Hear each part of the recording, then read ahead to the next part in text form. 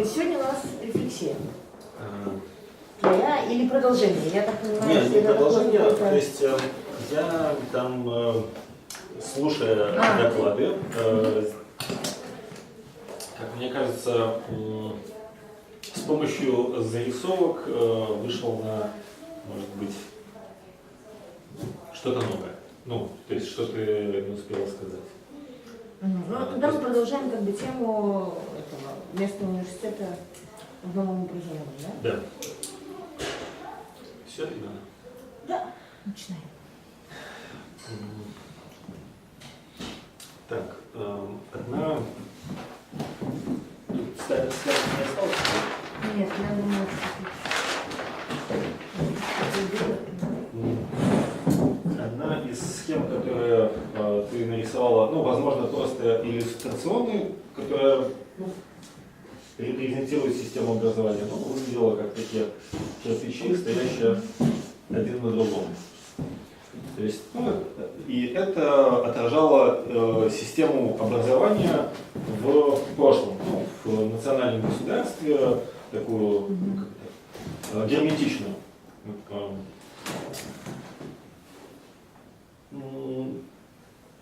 Ну и дальше твое рассуждение строилось на то, как она подвергается коррозии из-за таких факторов, как курсы массового образования, с одной стороны, с другой стороны, Болонский процесс сюда тоже можно отнести.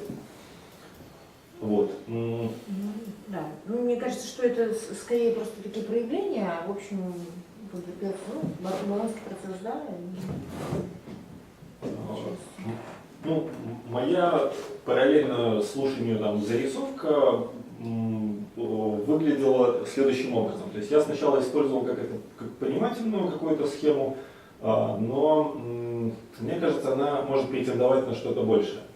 То есть вот если мы так вот разделим на две части мир, да, и здесь вот система образования, а здесь общество, или, ну, если оно версия 1, то есть система образования национальная, то общество равно национальное государство. Ну, нация, да, нация, правильно сказать. Вот. И между, ну,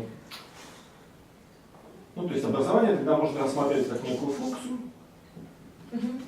и, значит, общество можно зарисовать как результат работы этой функции. Ну, как,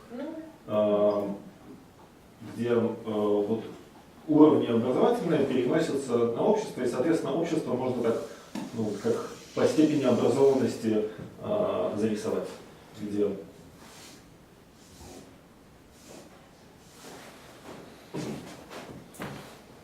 Ну, честно говоря, мне не очень нравится это уподобление, потому что вот, ну, как бы я могу согласиться, что образование есть функция воспроизводства, например, там, ну, там, нацию, да? Ну, то есть она может быть построена.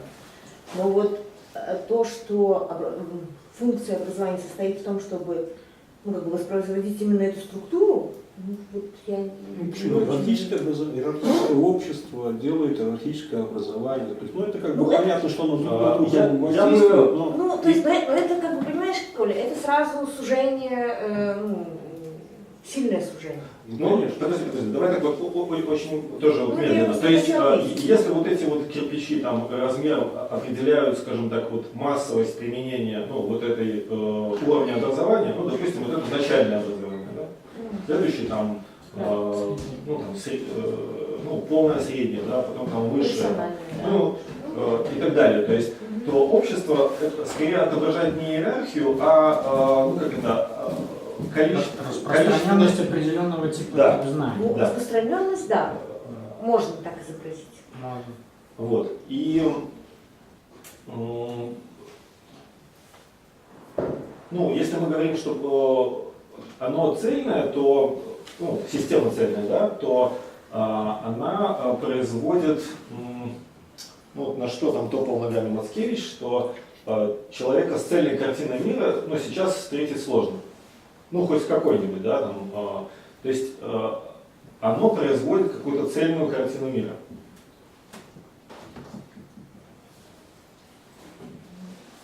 Да, оно должно производить цельную картину мира, но не потому, что оно так построено. Ну, как мне кажется. Ну, то есть это, как бы, это второй пункт, да, вот первый пункт это у тебя там это, ну, структурирование, там, иерархизация, вот второй пункт можно сказать, да, там, ну, национальное образование, ну, в смысле, образование в рамках национального государства, в качестве одного из оснований имеет, ну, некое воспроизводство, ну, более или менее, там, да, цельной картины мира. Но это вот, не совсем, ну, А почему ты говоришь, что, ну, в смысле, есть связь, по крайней мере, в этой истории, которую Мацкевич рассказывает про Коминского, есть связь структуры образования и вот этой целостности знаний. Потому что как бы у Коминского там происходило как раз вот это, ну, постепенное движение. То есть всей системы от этой школы родного языка и базового уровня знания к пансофии, там, универсализма знания, которое преподавалось там в университете. Мы тогда, собственно, и воспроизводили вот языки, литература, пансофия. Ну, вот, была такая у нас схемка. И про цельную картину, в том числе, уже связано там логика построения вот этой системы, что верхние уровни диктуют то, какие должны быть ниже. ну, это да. И это значит, что где-то, ну, в основе вообще вот этой всей пирамиды заложена некая целостность. Ну, и эта целостность тогда переносится и сюда, на общество. То есть общество построено как живущее в целостной картине мира. Я хочу возразить. Целостной картины мира в современную постмодернистскую эпоху не получается. Ну, Это не если вы возражение, он с вспомните, этого начинал, что сейчас этого нет. Ну то есть правильно. я воспроизвожу, как оно было, вот еще там, может быть, лет 100 назад. Ну, не стоит забыть, какие были понятия и общее восприятие мира 100 лет назад и сейчас. В разы увеличилось. Я попрошу, вы который раз на семинаре присутствуете? У нас есть правило. Так. Право голоса человек получает на 5-м семинаре. Это не так. Вот. Есть такие правила. Нет, это как бы общее правило. Поэтому, Так что, вот с этим тезисом, что система образования построена как целостная, значит, она целостно пытается формировать общество. Ну, как с претензией на то, что общество воспроизводится как с единой картиной мира, которая, ну, скажем так, национальной картиной мира. ну, да. Да. Не знаю, я что-то не уверен. Ну вот, понимаешь, там много может быть, ну, непонятно, что имеется в виду там, да, вот, Общество, что там формируется в этом обществе. поэтому, ну, я бы сейчас... Терминологически это самое, Да. потому что, ну, допустим, если мы говорим о национальном университете, да, и национальном, так сказать, вот этом этапе нации, государства, общества, да, то в принципе да. То есть общество заинтересовано в своей целостности, то есть каждый член нации должен представлять как бы вот нацию целиком, Ну, в да, каком и, смысле соответственно, разделять ведет общее социальный представление, заказ да. на национальное образование, да, и, соответственно, как бы, ну, это скорее претензия такая. Но относительно каких-то других вариантов, допустим, если мы берем картину мира, ну, скажем так, научную, да, предположим, да, университет формирует научную картину мира, значит ли это, что это можно элементарно перенести на общество, что оно все должно как бы вот быть целостным в научном понимании, да, вот как бы вот сохранять целостность научного понимания? Наверное, нет. То есть, видимо, здесь какой-то есть аспект вот именно такой вот идеологической функции образования, которая вот, в принципе вот, имеет смысл переносить. В каких-то других вещах, пожалуй, нет. Ну вот да, это надо как-то разобрать. Необходимо отличать индивидуальное мировоззрение от научной картины мира. Индивидуальное мировоззрение формируется личностью не только в процессе образования, вообще в жизненном процессе. Научная картина мира тоже формируется личностью. Научная картина мира, извините, научная картина мира формируется наукой и философией. А наука сама по себе существует, да, без личности. Ну, Она существует над личностями, над миллионами личностей. Ого. Ну вот, давайте мы все-таки будем держаться тех вопросов, которые мы обсуждаем. Да? Мы же обсуждаем не там, формирование картины мира, мы обсуждаем структуру образования, да? Систему мест, отношений и так далее. То есть мы скорее про функции образования, а не про то, как вообще существует картина мира. И... Можно с этим? Просто когда говорит как бы Иван, что там образование, то есть целостное образование, которое формирует некую там целостную картину мира, оно переносит эту картину на организацию общества. То есть, так я понимаю, да? То есть это общество становится организованным в некотором смысле в этой картине мира. Ну, с одной стороны организованным, а с другой стороны как бы носителем. То есть кто-то может быть, словно фрагментарным, как бы, да, но вот чем выше, тем, наверное, по отношению к этой картине мира может и меняться функция. Ну, как, например, там, дополнители, там, если там есть исследователи, научники, там, то они там где-то на этом уровне уже могут работать с ней, там, дополнять. Там. Просто понимаешь, ведь, я к чему, что вот ВВФ в полемических этюдах выделяет там 4 типа образовательных функций, которые начинаются с воспитания, как бы к формированию там, грамотности, образованию в узком смысле, что скорее имеется в виду формирование вот этих научных картин, предметных знаний там, и как бы подготовки специалистов к образованию в широком смысле, который предполагает воспроизводство всего общества в целом. Да? И в разных из этих функций там формируются, в общем-то, разные сущности. Вот. Ну, поэтому, я вот не знаю, имеет ли смысл тут углубляться, потому что каждый уровень сейчас можно было бы спросить, что является содержанием его. Вот как бы и где-то там больше воспитания влияет, вернее, доминирует, где-то больше, там, подготовка на каком-то уровне, дальше там... Просто, когда ты вот говоришь об этом, о переносе этой картины мира в общество, то это либо через, не знаю, воспитание в системе образования присутствует, и там всякие, как бы, там гражданскую грамотность там частично.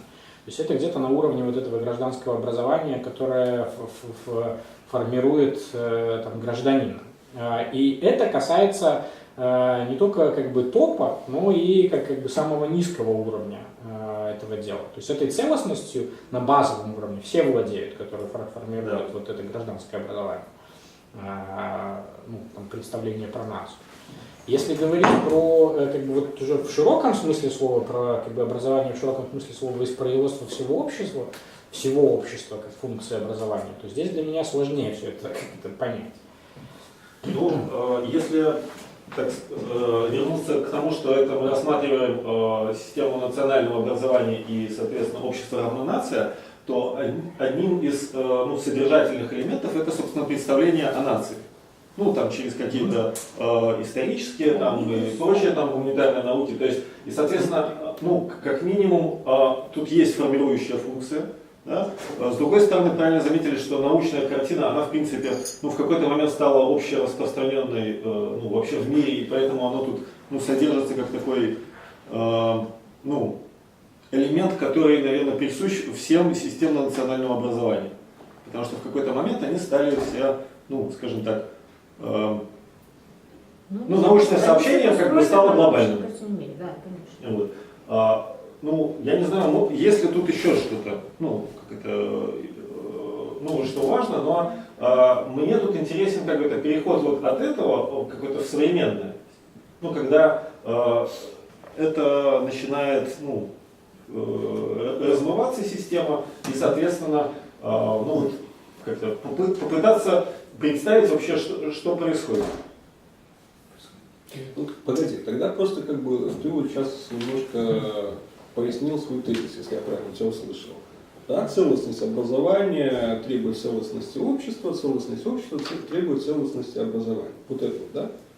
Ну, в какой-то Значит, момент... ну, гипотеза. В какой-то момент сложилась цельная система образования, она стала воспроизводить общество, ну и как это стала такая как замкнутая система. То есть, Но общество никогда не бывает целостным. Оно состоит из самых различных групп, страт, значит, политических группировок, партий и так далее и тому подобное. Общество очень знаете, сложная это система. США, Соединенных Штатов. E pluribus unum. Единый в многообразии. Это как раз про целостность. Целостное, это же не единообразное, Да. да. Это, в смысле, связанное между собой. Ну ладно, на этом моменте можно согласиться, ну, по крайней Да, мере, мне- с некой моделью. ну, единственное, мне кажется, вот может важным зафиксировать, что тут два этих присутствует ну, две, как правильно назвать? Ну, то есть то, что формирует нацию, как содержательно присутствующее, и научная картина мира. То есть мне кажется, Это тебе принципиальная вещь? ну, вот мне кажется, что вот именно фактор научной картины мира стал фактором перехода в следующий, ну, в то состояние, в котором оказалось сейчас. Ментальность той или иной нации постоянно образуется автономно от системы образования и научной картины мира. И зачастую противоречит ей, противоположно ей. Неизбежно. Так, ну тут следует вспомнить, что образование это в том числе функция всего общества. Что ну, не обязательно идти в школу, чтобы там научиться языку и ну, много еще чему. Поэтому там, возможно, есть, там можно выделить самый там, базовый уровень, который ну, чисто за счет присутствия в данном обществе эта функция выполняется. То есть, условно, мама там подзатыльников надает там. Ну, Коминского это материнской школой и называл. Ну да, то есть и в этом плане это просто система, а не то, что это ну, просто две разные сущности. Просто понимаешь, Иван, ну вот у меня в этих пирамидках этих, да, ну то есть ты как бы их рисуешь, ну образно, да, я в общем тоже рисовала пирамидку, но тут вопрос в том, там, в какой рамке ты это рассматриваешь. Это можно рассматривать в рамках содержания образования, ну и вот когда вы говорите про научную мира, я понимаю про содержание образования. Ну, да. А можно, например, в там, не знаю, функциональном, деятельностном и так далее. И тогда, ну, как бы мы выделяем это как систему образования, и тогда материнская школа, ну, то есть это не организованная система образования, да, это там, ну, то есть она начинается там как систему деятельности мы можем рассматривать. Или, наверное, там еще как что-то, как процессы. И вот ты сейчас про содержание образования больше. Ну, я зарисовал просто изначально мне было важно вот именно соответствие системы образования и общества, которое воспроизводится. Эти вещи я добавил, ну, как, ну, можно Тут, понимаешь, вот тут как раз и интересно, потому что соответствие какое-нибудь Да, корреспондирование, в чем это, в общем-то, соответствие? банально. Ну. Да? Потому что было бы странно, если общество имело образование, которое не соответствует обществу совсем. Да? То есть как-то оно должно быть связано. Но вот это вот из табакерки вот эти два, не знаю, чего там, тренда содержания образования, пожалуй, так назову, да, это национальное, да, и научное, оно вот как-то вот, во-первых, возникает непонятно как, чисто эмпирически наблюдаемо или что. Во-вторых, можно ли что-нибудь еще такого рода положить туда, да? И, соответственно, тут интересный разворот по поводу того, как эти штуки действительно взаимосвязаны.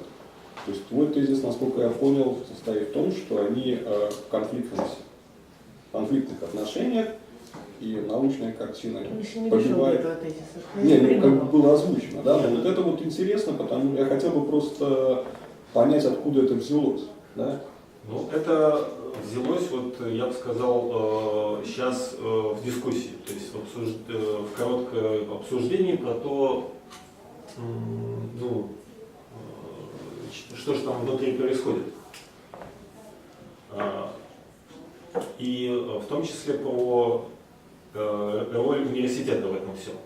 То есть, если вспомнить, на чем строились национальные системы образования, когда они возникали, то на университетах. То есть они становились, скажем, такими, то есть они были Нет, они строились на общеобразовательной школе. Ну, а общеобразовательная школа, она вот откуда родилась? То есть, если смотреть исторически, то, это ж сначала были университеты как национообразующий фактор, а потом уже пошло распространение. Я сильно не уверена. Что? Я как-то сильно не уверена, что это некое однозначное. Сначала были университеты. Нации образовывались независимо от университета. Университеты образовывались в качестве интеллектуальной настройки. Но самое главное, что университетское образование постоянно формировалось в процессе секуляризации, то есть отделения церкви и религиозной картины мира от преподавания научной картины мира.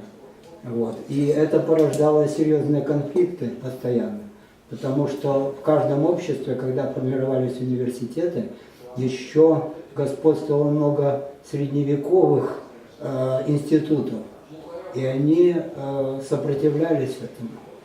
То есть здесь тоже проявлялась определенная конфликтность. Том, понимаешь? Я в этом апеллирую, наверное, к тому, что было наговорено про университеты за все время, что первоначально университеты были Иван, было не так наговорено, понимаешь? Вот эта схема индустриального общества. Да, это во-первых. Во-вторых, далеко не все университеты, понимаешь, когда там Мацкевич рассуждал про нациообразующую функцию университета, это он обсуждал про нациообразующую функцию определенного рода университетов в определенных ситуациях. Далеко там не все университеты задавали что-то такое. И по большому счету, когда он там говорил про Карлов университет, да, и так далее, университет скорее производил содержание вот этой картины мира для нации. И в этом смысле он задавал некое воображение нации. Воображение через эти элиты и так далее. Но это, например, не связано с этой организационной деятельностью частью, с школами. Потому что образование нации связано не только с этим воображением, но, например, с унификацией.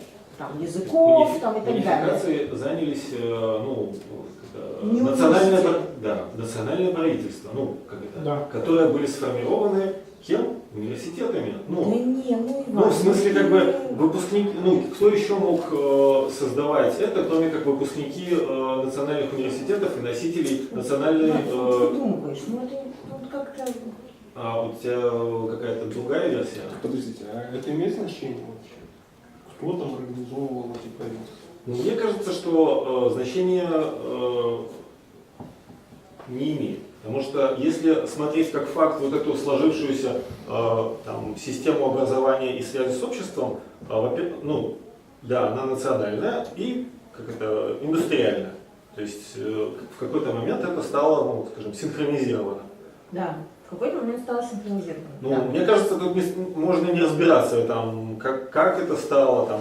Просто это было, и это было привычной картиной мира, в котором мы жили. Но университет никогда не мог транслировать картину мира для всей нации.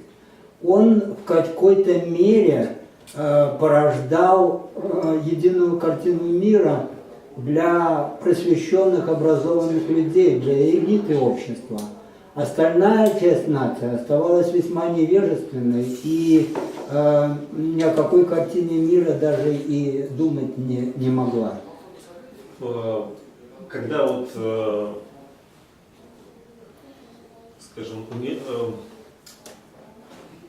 индустриальное государство и национальное стало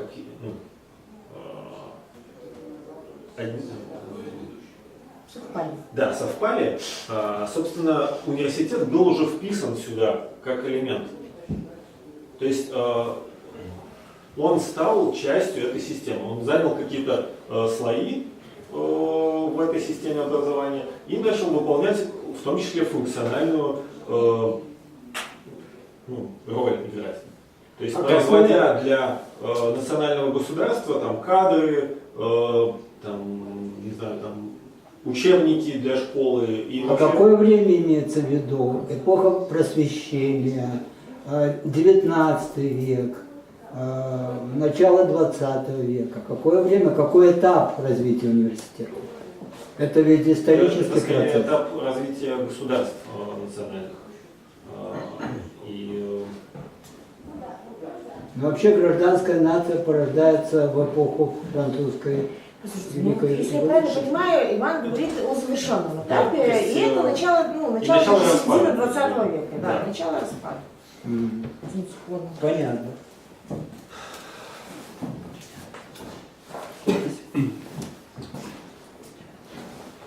Ну, вообще это было, наверное, только даже как бы четверть тезиса. То есть это как подводка к следующей картине, про которую ты тоже говорила, и ты как-то фиксировала распад. Мне просто показалось, что имеет смысл увязать там общество и систему образования, и когда начали говорить о распаде системы образования, посмотреть, то есть что происходит с обществом и к чему это приводит. Потому что определенные тезисы звучали еще на прошлом семинаре, но, скажем так, я сейчас их не смогу воспроизвести. Там, что трагедии, они скорее были алармистского какого-то характера, что все катится в тартарары. Вот. Ну и, собственно, моя попытка рефлексии разобраться, это то есть к чему ведет ситуация с распадом вот этих национальных систем образования. Хорошо, тогда я дальше. Спасибо.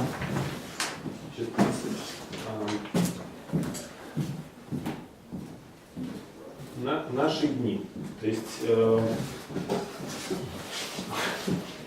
Второй сезон, Где там первая серия. Наши да.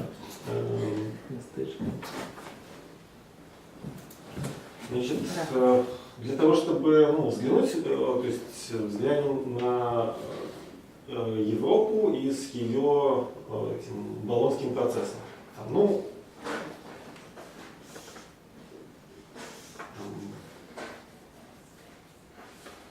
Я вот не знаю, как зарисовать, но условно есть, если смотреть там на две национальные системы и как они устроены.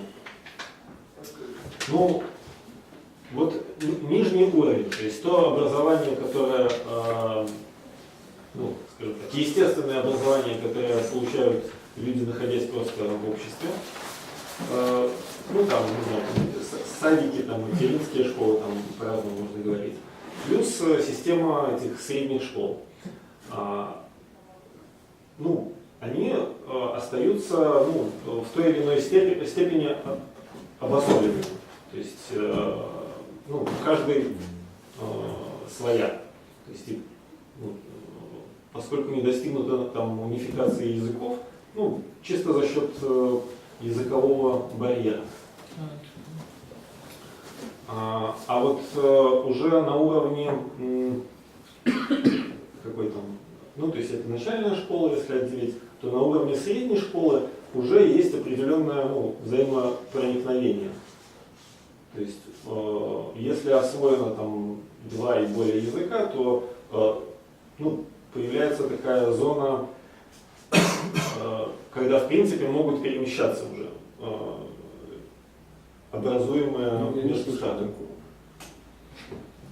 В принципе, возможно, свобода перемещения рабочей силы. Нет, так, подожди, ты говоришь на среднюю школу, по-моему, нет? Понимаешь, это ведь было этим самым офигенным достижением Советского Союза, и его же провалом, когда вся средняя школа была стандартизована. до такой степени, что действительно можно было там в Узбекистане 4 класс закончить, переехать в Беларусь и пойти в 5 класс. Но я думаю, что на сегодняшний день никакой унификации средних школ между странами нет. Ну, я же не рисовал как бы полное, то есть я думаю, что тут возможно, что дети могут пойти в другую школу, но это, они в садик могут пойти. Но это скорее как это исключение, то есть оно не унифицировано, но благодаря там куче открытых возможностей в Европе это в принципе становится возможным. Ну, да. Вообще-то, там такого рода унификация происходит. Просто потому, что, например, есть единый тест для оценки знаний школьников средних школ. Этот, как он там, короче, какой-то страшный тест, которого все боятся. И они как бы оценивают по срезам возрастным, которые есть. И пусть там могут быть расхождения в количестве лет, которые там не обучаются в средней школе, но в принципе там есть механизм. Понятно, что да, сопоставимые, особенно после того, как стали действительно эти, верхние слои взаимопроникать, то сразу, стала эта система распространяться и ниже. То есть, если это возможно оценивать по общим критериям, то значит и содержание образования, в принципе, в той или иной степени... Там, понимаешь, Андрей, там может быть содержание образования состыковано, более или менее, на какую-то эту самую. А вот система, организация образования сильно разные. Ведь, почему я говорила еще про ту систему, да, есть как минимум две эти вот части. Состыковка и единство содержания образования и взаимосвязанности всех уровней, и вот этой вот, подставовости нижних для следующих. И второе, это система организации самого образования. Грубо говоря, там, вот если высшее образование, то кредиты. Пока не было системы кредитов, все переходы, это были, уникальные переходы. Да? И в этом смысле на уровне школьного образования я могу не знать, но мне кажется, что нету такой системы организации образования, которая бы позволяла, даже померив твой уровень, что ты там попадаешь, перейти. Есть же просто школы для, условно говоря, иностранных детей. Другое, это же как раз не проникновение. Нет, так вот я просто представлю. Просто поскольку не очень понятно, куда он ведет, и что ты рисовала в этих кубиках, да, то есть это такие образные очень штуки, что Иван тогда рассказывает, то есть не очень ясно, что именно. Я изначально все-таки смотрел на эти кубики как на единство и содержание, и организации. То есть содержание, обеспеченное соответствующим организацией. То есть, на уровне национального государства тут все понятно. То есть, унификация внутри государства достигается, плюс еще, если есть Министерство образования, так все там будет хорошо. Любое государство всегда стремится к единым стандартам. Это понятно, потому что государство, государственная жизнь, государственное образование, система светского образования, она предполагает определенный уровень знаний, который должен соответствовать определенному статусу образованного гражданина. В то же время автономия университетов предполагает очень большие вариации в рамках этих стандартов. Очень большие. А все европейское образование и вообще западное образование, оно строится на автономии университетов. Поэтому, конечно, университеты вправе создавать свои программы, развивать интерактивное образование и так далее. Особенно этот процесс постоянно с каждым годом все усиливается, автономности различных образовательных структур. Смотрите, я действительно не знаю, как устроено среднее образование в Европейском Союзе, и это скорее на уровне предположений, то есть что там происходит такое легкая эрозия этого уровня, связанная как с организационной частью, то есть с возможностью там, перехода из школы в школу, так и с содержательной. Ну, в принципе, Иван в этом смысле, это не такое страшное предположение. Да, такое будет происходить. Более того, если Европейский Союз двинется в сторону федерализации как таковой, то логично, чтобы после унификации высшего образования происходила стандартизация и среднего образования. Это поддерживает мобильность, поскольку это семьи переезжают, а значит нужно обеспечивать какая-то, необходимые условия для переезда семей и адаптации детей до вопроса поступления в университеты, которые должны быть, в общем, унифицированные для всех. А значит, да, это будет влиять на стандартизацию средней школы. Пусть. Собственно, почему у меня, то есть если сразу нарисовал, возможно, было понятнее, потому что вот тут уже эта зона болонского процесса начинается и высшего образования, так называемого, которое уже в какой-то мере начинает доминировать в Европейском Союзе. Правда, есть университеты, которые не входят в болонский процесс. То, что мы там на игре обсуждали, и они стоят особняком. Я, правда, не знаю тут уже, как они коннектятся к национальным системам образования, грубо говоря, или они висят где-то в воздухе вообще, как полностью автономные. То есть тут у меня скорее как вопрос из-за незнания фактического состояния. То есть те, которые раньше можно было говорить, что национальный университет того государства, они все повходили в болонский процесс, или некоторые все-таки остались. Я бы сказал, что они как-то в национальных системах, эти университеты, не входящие в болонский процесс, они стоят выше. То есть, по крайней мере, их претензия не вхождения в болонский процесс была связана именно с этим. Потому что болонский процесс – это был ответ на потребность массового высшего образования. Для рынка труда. Для рынка труда, да. И стандартизация, унификация, она приводила к деградации содержания образования, да, поскольку его нужно было сделать стандартным и массовым.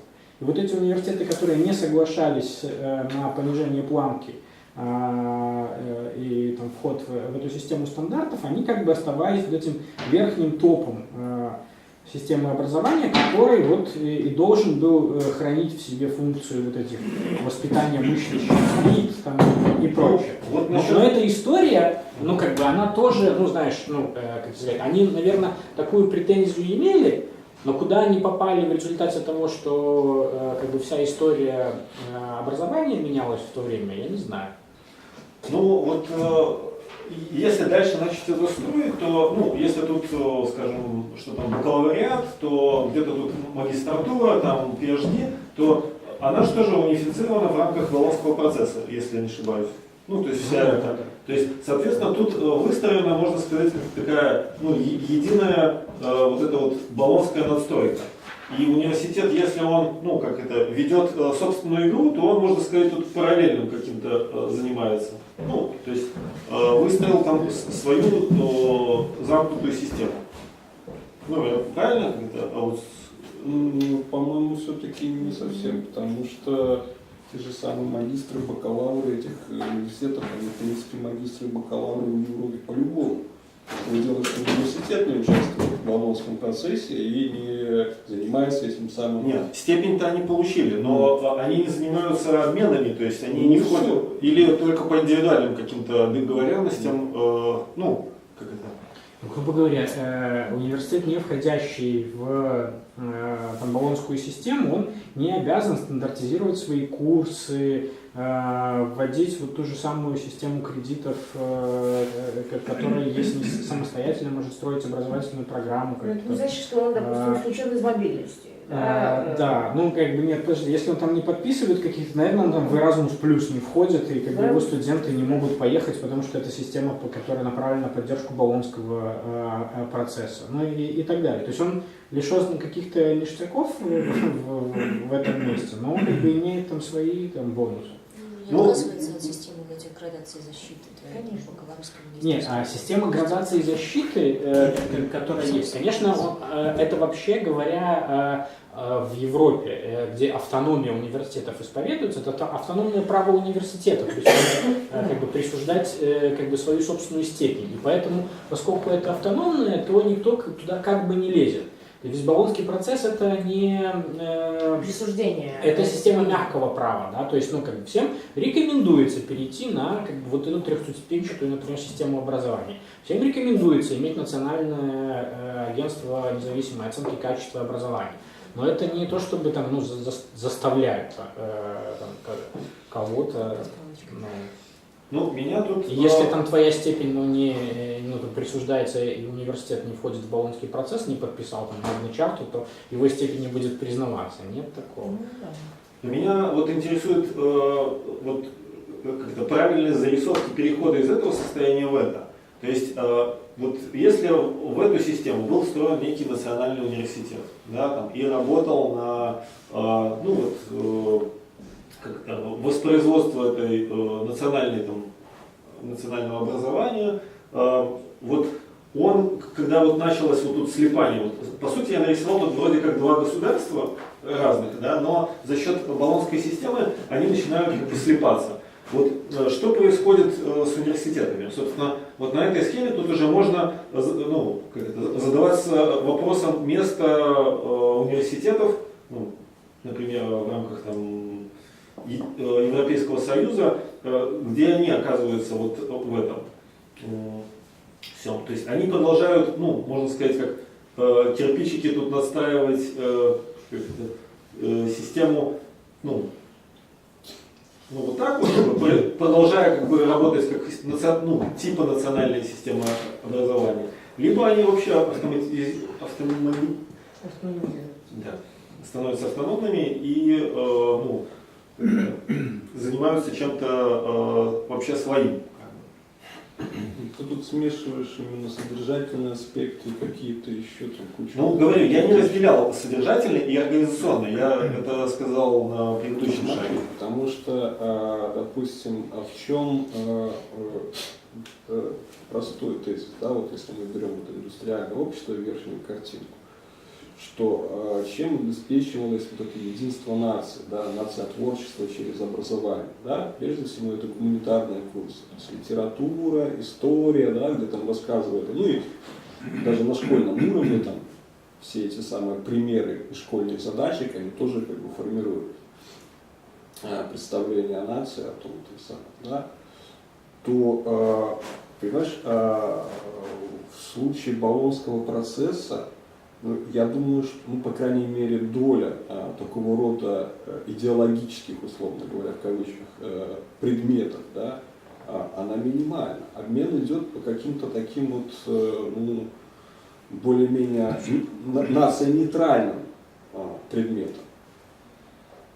Да, то есть ты сейчас говоришь, что именно является содержанием образования здесь, по отношению к нации. То есть, если вот сейчас вернуться к вот этим двум вещам, которые я вынес так обобщенно, да, как нация как содержание, да, и научное, то я думаю, вот в этой красной части Болонского процесса как раз нация, то, что ты говоришь, минимизируется. Допустим, какой-нибудь там чешский университет может открыть там аспирантуру, там великие подвиги чешского народа в истории мира, да, и кто-нибудь туда действительно может попасть. Да? То есть, условно говоря, конкурс на такие специальности, я думаю, что будет минимален. А основная штука идет по каким-то таким, предположим, инженерным вещам, да, каким-то таким, которые действительно востребованы в рынке труда. То есть там действительно есть проблема с кучей магистров там, искусствознания, которые, в принципе, не могут себе найти нормальной работы. Вот. Но в целом Болонский процесс, он ведь направлен не столько на формирование вот такого рода гуманитарной общности, сколько вот обмен, не знаю, практически применимыми в индустрии навыков. Так? Егор, ты больше. Типа того. Там Ян Садлов, например, который приезжал сюда, один из этих отцов-основателей этого Болонского процесса, он как раз и упирал, что изначальная одна из основных идей этого Болонского процесса – это свободная циркуляция знаний. Что поскольку там строилась вот эта неоиндустриальная экономика знаний, значит, для ее развития необходимо было не только поддержание там, трудовой мобильности и там, выпуск специалистов, но и как бы расширение пространства обмена знаний. Так что, ну да. То есть физика, там, не знаю, оптика, можно даже какие-нибудь там социологии, пожалуйста, обмен и прочее, прочее. Это основная идет штука, которая вот запускает Болонский процесс. И на этом фоне все вот эти национальные вещи просто начинают уменьшаться их доля.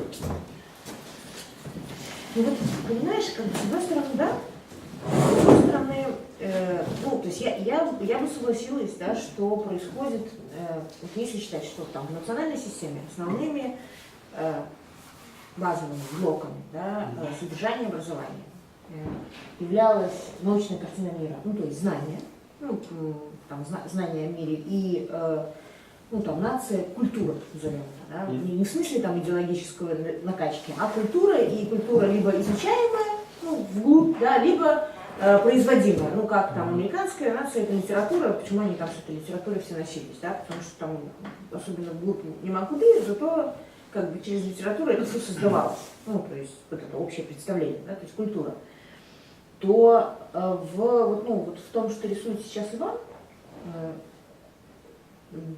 вот я бы сказала, что этих элементов, да, там вот эта вот культура, в смысле национальная культура уменьшается, но там появляются уже всякие другие элементы. Да? Ну, вот, кроме того, что знание остается базовым, но оно как-то, наверное, пересматривается. Именно знание как экономика знания. Ну, то есть знание начинает связываться не столько с картиной мира и познанием этого самого, сколько с производством, ну, то есть с экономикой. Да? Ну, с экономикой, работой, техническим прогрессом и так далее. Да? То есть больше, чем с познанием, собственно, ну, таким непосредственным. И там еще появляется несколько вещей, куда уходят все гуманитарные науки, ну, мне так кажется. Это все, что связано с правом, правами человека, человеком, ну, как содержанием образования, которое, когда люди туда приходят, они уже воспроизводят не культуру, а как бы себя. Ну, это вот саморазвитие. Да? Можно закончить университет не для профессии. Да?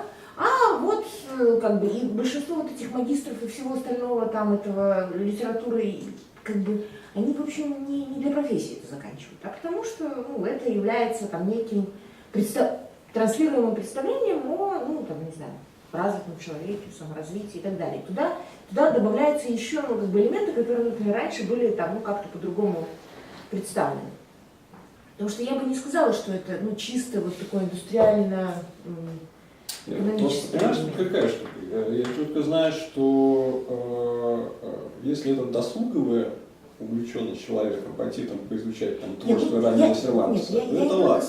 Но если он получает степень, да, то у него рынок труда, возможности, да, скажем, резко сокращается. И, в общем, в этом смысле большой тренд есть, чтобы люди просто скрывают свои степени для того, чтобы получить работу.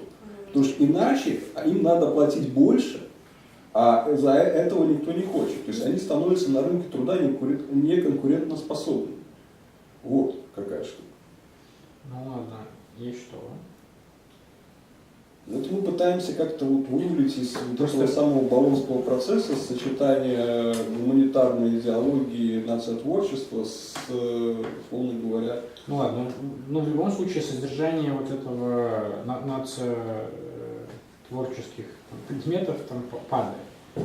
Ну, в этом смысле, вот я тогда вернусь к тому, что Иван говорил вначале про соотношения там, общества и содержания образования в том числе. И когда как бы, картина мира, которая воспроизводится в университете, она и ну, как бы, в том числе представление общества о самом себе. И, как бы, и обратно. Да? То есть на сегодняшний день там, представление общества о самом себе как о исключительно национальном, ну, как бы расползается. Да? Не то, чтобы оно исчезает, но сообщества, индивидуальности, дифференциация и так далее. И в этом смысле картина мира влияет в том числе на содержание образования в университете.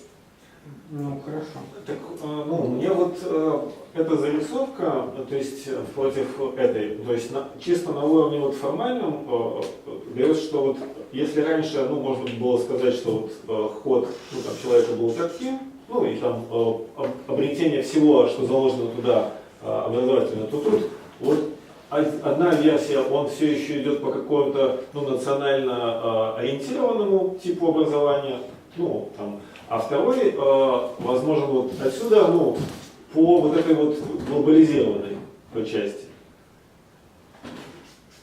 И, соответственно, раз есть вот эта вот развилка, то и когда мы начнем восстанавливать, а что же воспроизводит вот эта смешанная какая-то система, то начнет получаться другая картинка.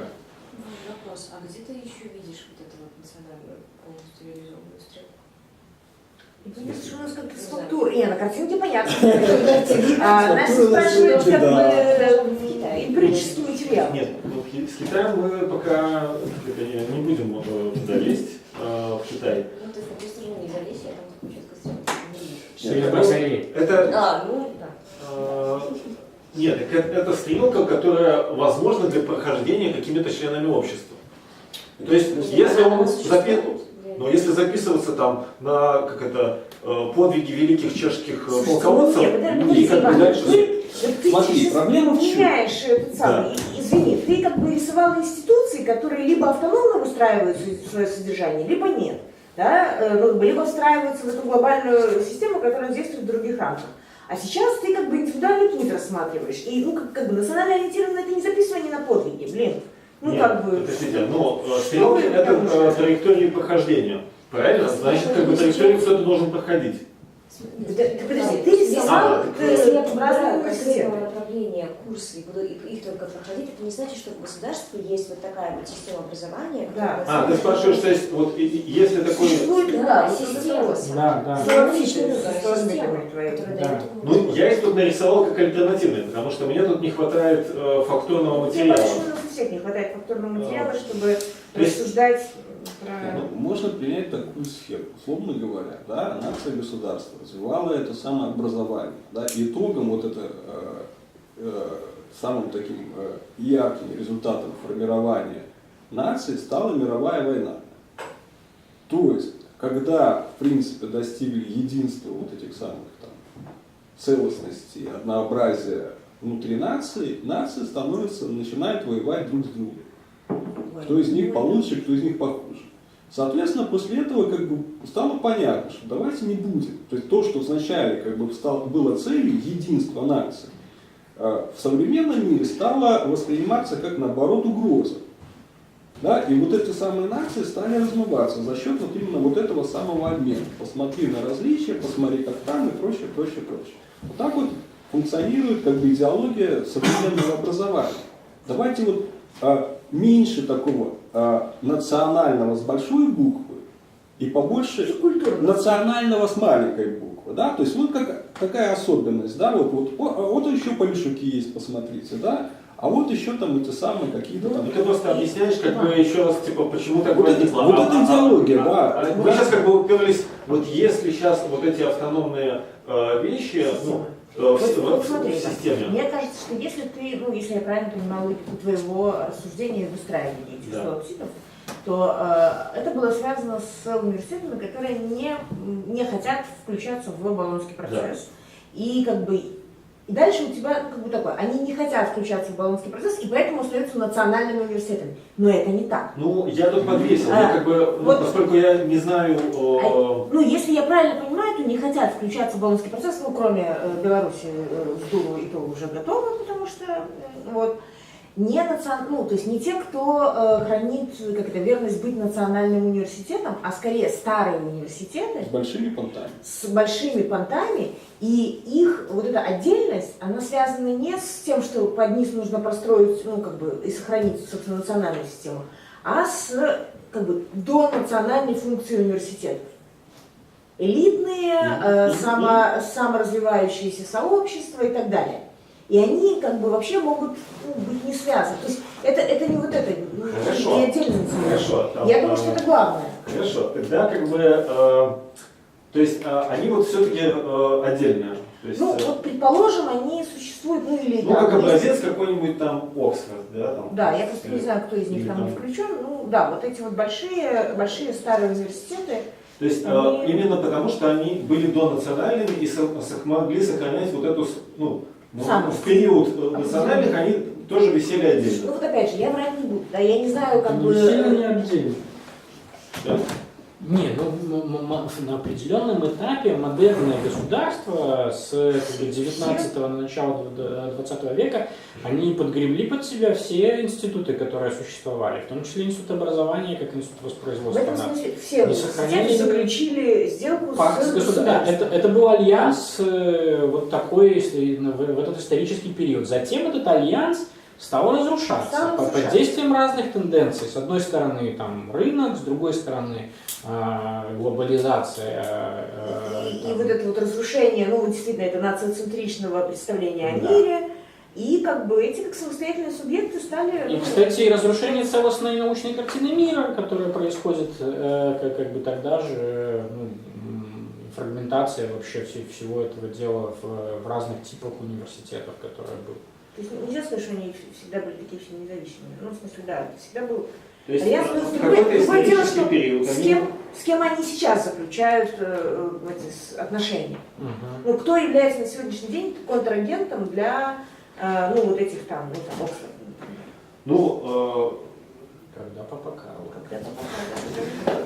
просто вот я думаю, что вообще в воздухе они висеть не могут. То есть они же должны питаться, ну, Да. как бы, ну, как абитуриентами. То есть, а значит, они хоть с чем-то должны коннектиться на нижних уровнях. То есть на нижних уровнях, ну, до этого, ну, скажем так, на шаг назад была национальная система. Поэтому хотели они не хотели, но они какую-то часть вот тут занимали, там, условно, да? Ну, то есть они где-то были внутри. Вот. Соответственно, сейчас, когда национальная система, если я правильно понимаю, она ну, как бы к Болонскому стремится, ну, переформатируется в сторону болонских тенденций, соответственно, эти, ну, как бы в обратную сторону, ну, как это, дрейфуют. Да. То есть, ну, собственно, как это, я тут, наверное, случайно нарисовал, как это происходит. То есть, оно происходит разделение, расслоение. Соответственно, для них становится, ну, вопрос, вот, ну, что к ним будет поступать на вход. То есть, с чем они будут коннектиться. Чуть коннектиться там. Очередь стоит, там, Да. кошельков и... Я хотела сказать, что никаких проблем. до момента устраивания... Ну, а вот кроме этих- кошельков, Не, ну, там... до момента устраивания вот таких вот систем, где вот здесь вот, ну, большая прослойка профессионального образования, ну, которое национальное государство воспроизводит, была система, ну, как бы такая. Очень много, ну, грубо говоря, начально-среднего и 2 университета. Ну, там, сверху. И они выбирали. Ну, в смысле, это не такая горочка, а такая большая платформа. Ну, их как бы можно маленькими как бы И рисовать, то есть... как бы и специальные заведения, между прочим, из которых основные эти попадали в университет. Ну, хорошо, Специальные конечно. школы. Можно сказать, это какая-то идеальная картина такого типа общества максимально как это, эгалитаризированного, дающего социальные лифты всем. Да. Там. И тогда, ну, вот в этой зарисовке, вот где-то здесь, это национальные элиты. То есть там, ну, получившие самое такое, ну, хорошее образование. Вот. И тогда,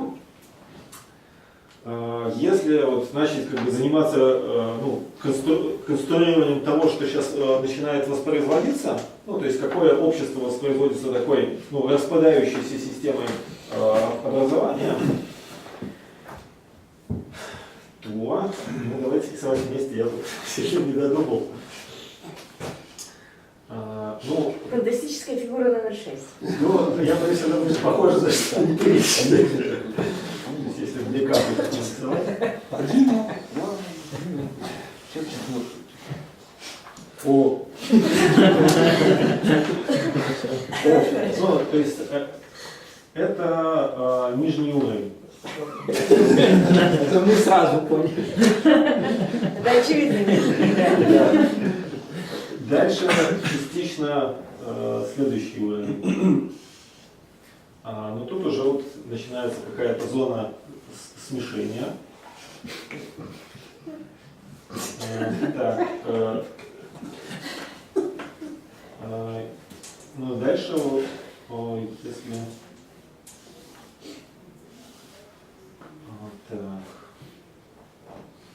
получается вот тут расходящаяся какая-то. Вань, ты называй, потому что ты Да. такой, знаешь, вот Фантазия. Знаешь, мы можем далеко зайти. ну, это кулон такой нашей девушки, или что это такое?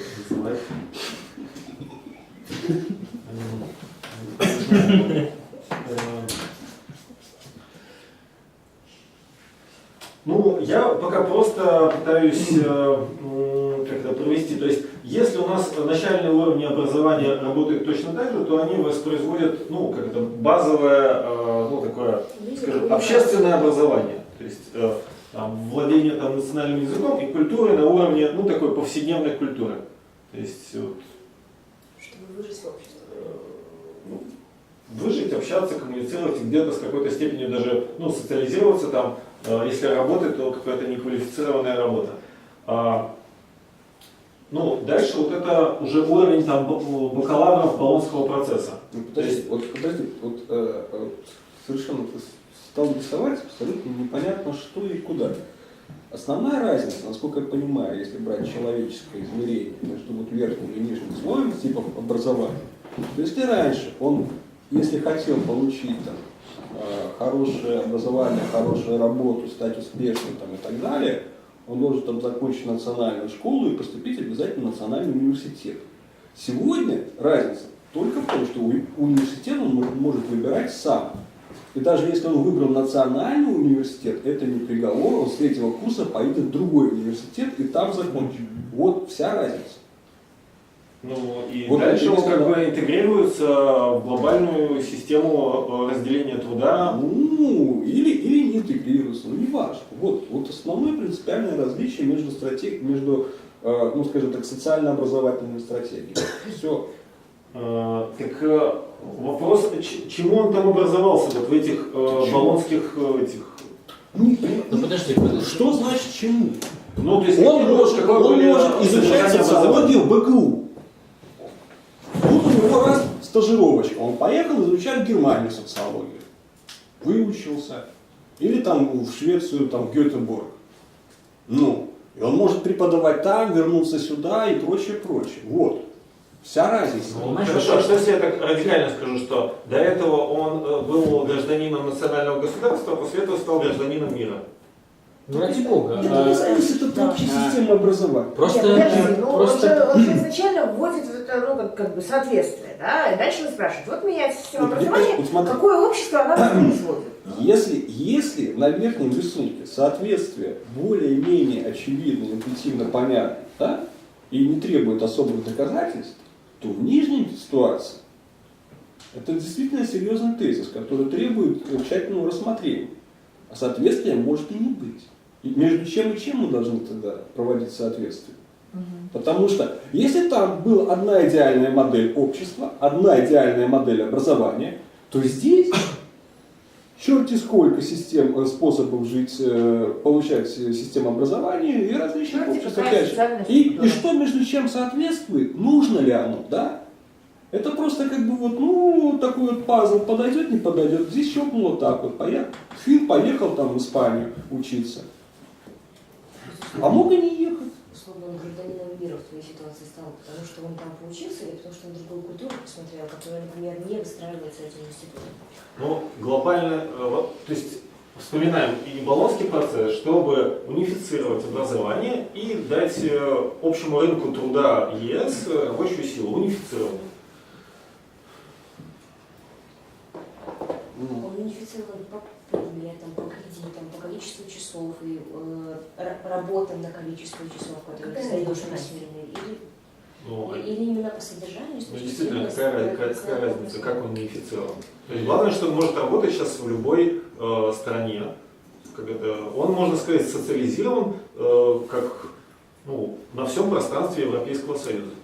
И Хорошо, взаимодействует. хорошо. Нет, окей. нет, это абсолютно не связано с Болонским процессом. Он точно так же будет социализирован в Европе, если закончит свой национальный университет. Никто ему не запретит. Что? Ну вот с этими с зарисовками твоими, то есть проблема же вот в чем возникает, что на этой твоей второй картине ты как бы рисуешь систему европейского образования, да? То есть где у тебя не одна нация государства, а как минимум две нации Да, государства я с пытаюсь двумя как бы системами образования, и тогда как бы вопрос стоит что воспроизводится в общественном Поле. устройстве там, Да. как бы и поле. Ну, в принципе, по большому счету, ну да, я бы с тобой и согласился, что там воспроизводится там, гражданин Европы. интерес, но достаточно, ну то есть там, правда, очень слабое содержание представления об этом европейском гражданстве. То есть это, скажем так, ну не знаю, работник общеевропейского рынка, там, ну, не знаю, голосующий тоже там на выборах. Нет, там тоже есть, в любом общеевропейских. случае здесь, да, я не знаю насчет там научной картины мира, в смысле сейчас не готова обсуждать, но здесь скорее входом является там не национальная культура, ну как базовый элемент, да, а скорее там общеевропейская культура, ну или там, ну что-нибудь такое. Это красная зона, да? Я имею в виду вообще, потому что в проекте я не уверена, что они сохраняют эту идею. Европейская культура. Ну, я говорила про развитие. Если вот Беларусь ратифицирует реально, допустим, Болонский процесс, это что значит? Что у нас сразу как бы вот появилась давайте. входа или что? Чего у нас появится? Культура для входа белоруса в европейскую Ну, она уже, в принципе, есть. Вот я бы тоже, давайте с этим вопросом то есть подвесим. Давайте как бы разделять эти вещи, да, там, организационная деятельность, да, подписание, там, и все такое, и, как бы, изменение во времени вот этого, основных элементов содержания образования. Да?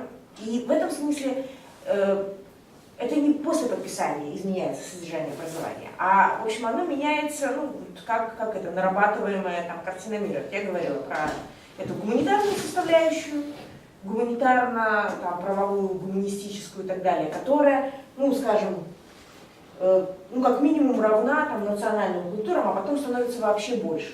Да? И в этом смысле люди получают образование не в рамках воспроизводства своей культуры, а в рамках воспроизводства неких представлений о различиях, мультикультуральности, еще чему-нибудь.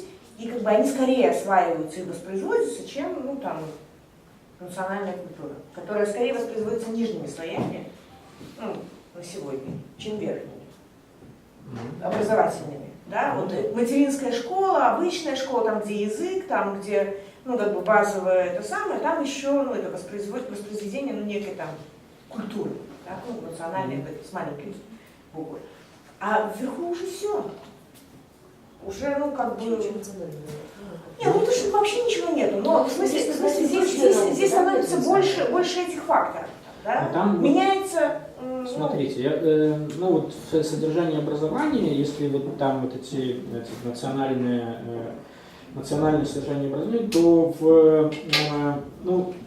не в смысле обязательно болонской системы, я не знаю, там, являлось ли это результатом колонизации или просто европейских интеграционных процессов, огромная часть курсов, которые читаются в университетах Европейского Союза, это курсы по истории Европы, по европейскому праву, по политической истории, по институтам ЕС. Нет, это воспроизводство гражданина Европы. Да, и там значительная часть специальностей, которые там European Affairs, например, или что-нибудь такое, это много где присутствует. Ну, это даже такая трендовая, как бы, в общем-то, вещь, и они выпускают достаточно много людей. Ну, в этом смысле это можно было бы сказать, что это бы ничем не отличалось от национальной системы, просто это европейская. Ну, как бы все сложили. Да, да, да. Это как Советский Союз, да, ну, как бы были какие-то там разные страны, эти потом всех сложили, и Да. воспроизводится европейская национальная Ну, европейская нация. типа того, да. Но это ведь тоже не так, Андрей. Ну, не совсем так. Но, скажем так, Европейский Союз тогда умудрился имплементировать в национальные системы образования всякие эти споры, связанные с ну, там, не знаю, подготовкой вот этих там европеизированных граждан, да, Да. которые не только национальные граждане, но и граждане с прививкой ЕС. И у них там есть ориентация на как бы работу с ЕС, как с То ЕС. есть один из фактов ЕС там как бы привносится. Второй, ну вот я с этой Давай, права человека, может? ну да, все, что связано с развитием права человека и человека с большой буквы в этом. Даже социологи говорят сейчас о формировании нового тренда, это европейский патриотизм. Вот, это важный момент очень. Потому что он, возможно, что он предохранит Европу от полураспада в ходе выборов 2017 года, когда могут прийти к власти евроскептики. Вот. Ну и мы еще не должны забывать о статусном характере образования. Образование дает статус личности даже в большей степени, чем в классическую эпоху, потому что очень большое количество, например, предпринимателей, скажем, немецких предпринимателей, стремятся получить образование и ученую степень ради статуса. Если он позиционирует себя в рекламе, допустим, как гер-доктор, то к нему становится совсем другое отношение. Тренды меняются. Понимаешь, вот у меня есть такое предположение, скажем так, вот твоя вот эта новая образовательная ситуация, она производит разные типы этих граждан. Ну, в идеальном смысле она производит этих людей мира, в москевичевском смысле это как будто люди первого мира, которые вот, она производит граждан Европейского Союза, вот этих европеизированных, там, европейской культуры там, и так далее, она производит национальных граждан, и она производит, да, регионально-локальных граждан, там, субкультурных вещей, причем еще вот, ну вот Антонелла, которая там итальянка, там, из Альды, они как раз занимались этой регионализацией. Года 2 назад она сказала, что, ну просто так пришло, что мы занимались регионализацией Европы, и Европа регионов была наша цель. А теперь нам нечем заниматься, потому что эта цель достигнута. То есть на локальном уровне и политически, и экономически, ну и, там, и культурно воспроизводится как бы регион как некоторая целостность. Европа регионов де-факто существует. Ну, то есть фактически мы говорим, что если раньше было содержание образования... Можно уточнение? Эти регионы как границы выделяются? Исторически. Когда как?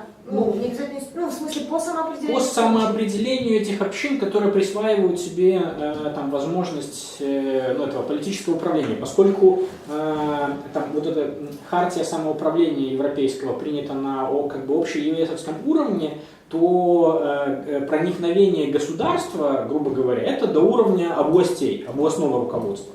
А все, что ниже, это самоуправление.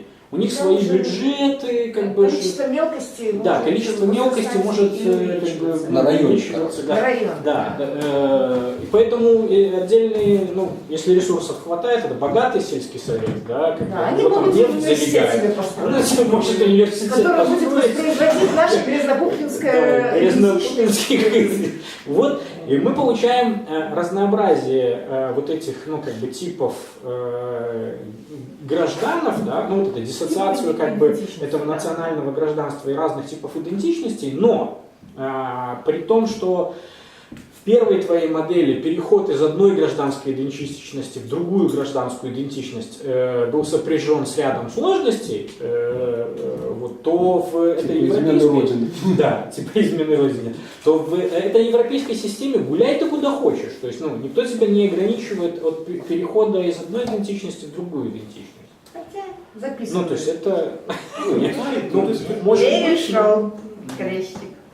Так а что получается? Снизу нация, как содержание образования, размывается региональными всякими этими штуками, сверху всякими европейскими и этими самыми космополитическими. Ну и Вот еще получается сбоку, такая... простите, гуманистическими, потому что как бы можно быть Да, человеком еще мира, и который вообще человек мира, который вообще как бы принадлежит, ну, в принципе, к человечеству. А с другой стороны идут процессы возвращения вот этих национальных идентичностей, национального, так сказать, национальной обособленности. Они очень опасны вообще для существования Евросоюза. Англия уже ушла во время Брексита. И тут, конечно, очень большие, еще на протяжении 7-9 лет будут проходить вот эти процессы обособления. И политические силы, которые их олицетворяют, они приобретают все больший вес в общественном мнении, особенно тех слоев, которые малообразованы. Так, Ну, вы знаете, с национальной частью содержания образования мы там типа разобрались, а вот с научной картиной мира нет. Абсолютно непонятно. Так, чтобы я для себя, значит, вот эта ситуация воспроизводит, сколько ты сказал, видов, то есть, Ну, как по-прежнему минимум национальную, 4. европейскую и региональную. Общую. И вообще, как бы, Да. типа, Ну там еще Индивидуальную, ну, есть прививка грубо прав говоря, человека, есть индивидуальную, прививка каких-нибудь политических национальную, вещей, локальную. идеологии, есть прививка там каких-нибудь я религиозных это не зарисуешь. Не, ну вот Да, смотри, вот с этой В этом смысле зарисовкой... такой вот связь, вот такой вот картинки ты уже не можешь нарисовать. Да. Она сложнее получается. Ну, может, на Вот этих самых я отделю. Вот здесь у тебя, ну, вот эта целостность, в принципе, она же повторяется на как бы всех уровнях. То есть на как бы этом как бы уровне у тебя воспроизводится там, тот же национальный там, гражданин с как бы объемом содержания образования как бы национального на таком уровне, да. А на этом уровне это как бы тоже как бы национальный там, гражданин, но только у него объем содержания, который как бы у него есть, там, гораздо выше. Но в базовом смысле как бы этих шоточек, они как бы одинаковые. Да. Вот. А здесь получается, что как бы, эта твоя машинка, как бы, она воспроизводит разноцветных вообще товарищей с достаточно разным... По семейству там радуги. Ну, то есть у него там внутри может быть как бы Да. кого-то. Там, армянские схемы уже получается, конечно, но вот, с достаточно... А почему тут вот? Давайте кружочек нарисуем. Но это означает только, что как бы вот такой вот связи прямой, да, ну то есть воспроизводство структуры и структуры здесь уже нет. Ну вот, ну я-то думал, что просто когда мы, ну, скажем, это зарисуем, тут что-то станет понятно про элиты, потому что одна из проблем, которая в прошлый раз была понята, как вообще, ну, при всей вот этой куче альтернативных способов там по кусочкам собрать себе образование, как вообще формируется некая целостность. Ну, скажем... Вот сначала ты сказал про элиты, Да. а потом сказал про целостность. Вот я помню, про целостность у меня было про это, про, ну, как бы, про содержание образования с целостностью были проблемы. А это не сейчас- связано с элитами точно. Ну, потому что... То есть ты имеешь, вот это, у тебя поставили двухходовку, значит, для воспитания ведь необходимо некое целостное, ну, более или менее, там, представление о мире, ну, как бы собранный, не абы что, а собранное, ну, некое, собранное образование, а поскольку здесь бардак, то как же оно собирается? Ну, скажем так, вот сейчас, по-моему, термин целостность как раз, по-моему, уводит нас от сути. есть давайте представим просто как бы, вот этот вот результат образования, взаимодействия двух, там, я не знаю, субъектов позиций. Да? Сигнальная система, свой-чужой. Да? Если там, условно говоря, профессор с большим национальным там, самосознанием, простой работой с маленьким, да, у них все равно есть одна вот линия сигнальная, да, канал связи, чтобы познать друг друга принадлежащим. Не-не-не, вот эта целостность обеспечивалась каналом связи между ними. Вот это вот содержание образования обеспечивало канал. Да? Они обмениваются сигналами, они понимают, что они одной крови. Да? Это приводит, опять-таки, к катастрофам, поэтому современное образование не ограничивается одним сигналом, вот это, одним каналом связи национальным, а добавляет еще кучу там, дополнительных этих самых каналов. И они будут, поэтому не прошел сигнал, значит, они пошли по другому каналу, а мы, оказывается, европейцы. Отлично, поехали дальше. Все. Но мы заговорили о научной картине мира, как она сейчас строится. Вы же предложили это обсудить. Это очень важный момент, потому что в естественных науках единая научная картина мира в основном сохраняется между космологами, физиками и так далее. При всех огромном лесе гипотез, которые окружают, так сказать, стандартную эталонную модель Вселенной, например, и так далее, существуют очень сильные корреляции и образуется определенное единство. Значит, давайте мы еще не перешли к картине мира, мы еще с этими национальными целостностями не закончили. Да, значит, мира все плохо у нас пока. С трудной судьбой.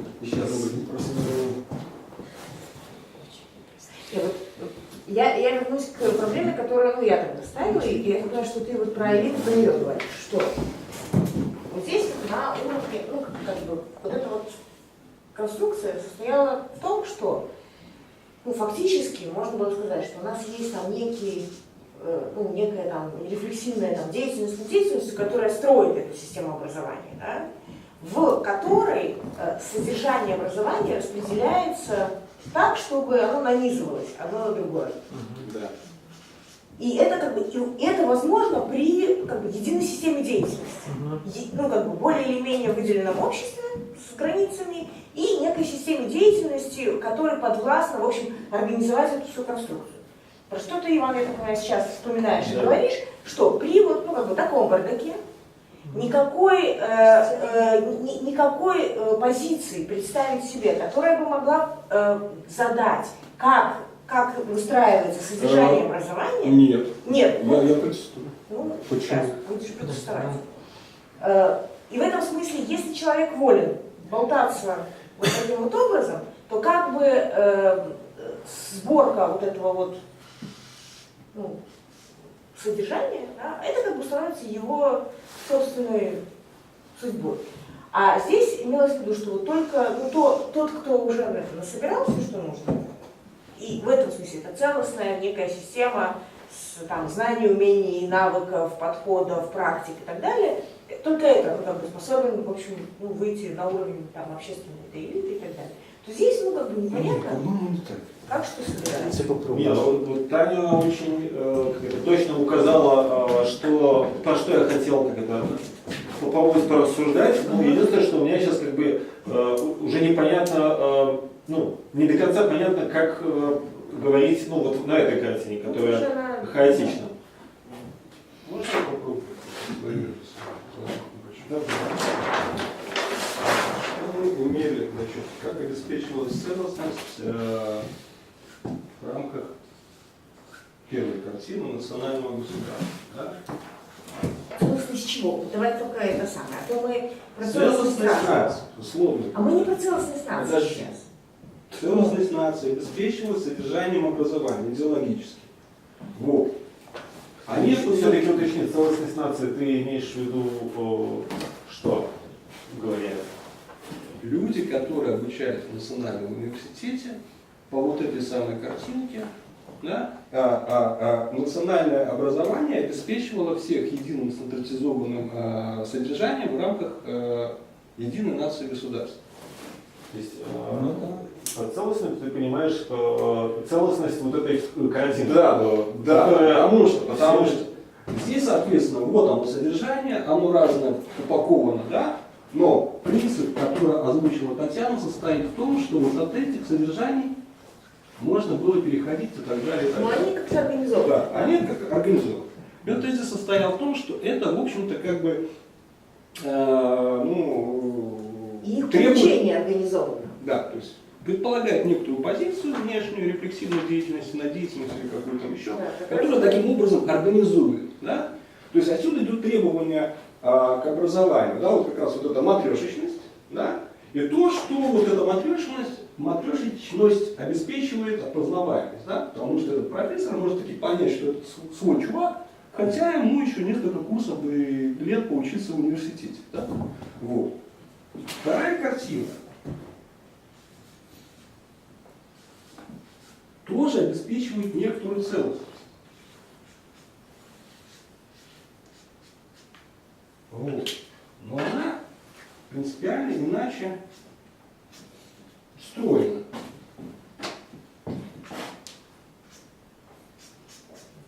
То есть они могут взаимодействовать по вот этим самым разным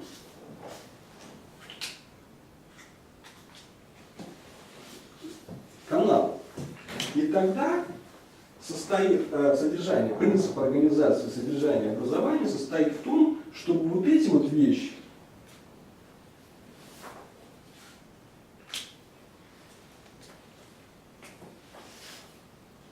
не конфликтовали друг с другом.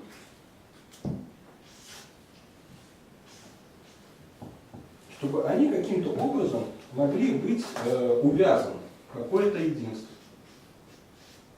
А это тоже требует той же самой рефлексивной Да. позиции, которая Ну, и вопрос состоит в том, а где эта рефлексивная позиция находится. в УСы, если мы говорим про идею.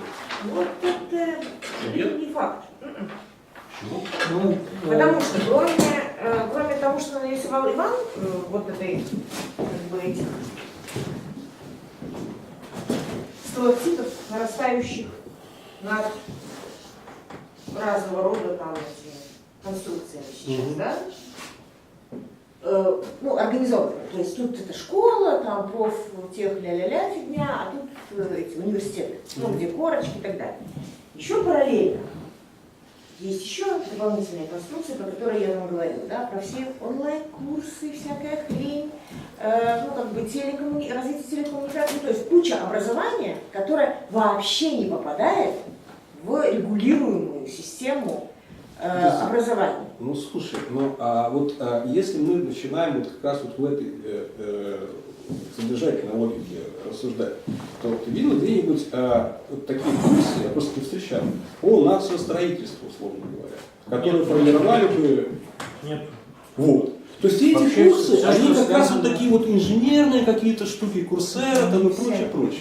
Они есть всякие гуманитарные, но вот когда Коля говорит про нациостроительство, я чего как бы сразу за это самое, это вообще стыдно. Да. В Европе строить нацию, называть себя националистом, как бы и как бы прочие такие вещи. Но, Андрей, при этом британская литература, испанская история, да сколько угодно. Да, сколько угодно, но как бы это не мешает как бы это делать. Главное как бы не связывать это с процессом, ну как бы вот этого То есть национального это- воспроизводства. Но это не было и в обычных университетах. Да Ну, что же было? там? Ты что? Самая лучшая литература это испанская, спросите любого испанца. Послушай, ну как бы, ну и сейчас Подожди, ты можешь подожди. это испанская литература Я нажраться. не хочу в полемику в данном случае вступать. Мне кажется, что ну, в том, что говорит там Коль, есть свой смысл, что вот это, по крайней мере, евросоюзовская система там, образования, которая там существует, разного как бы образования, она имеет ну, примитивно единое идеологическое основание, связанное с удержанием разного, да?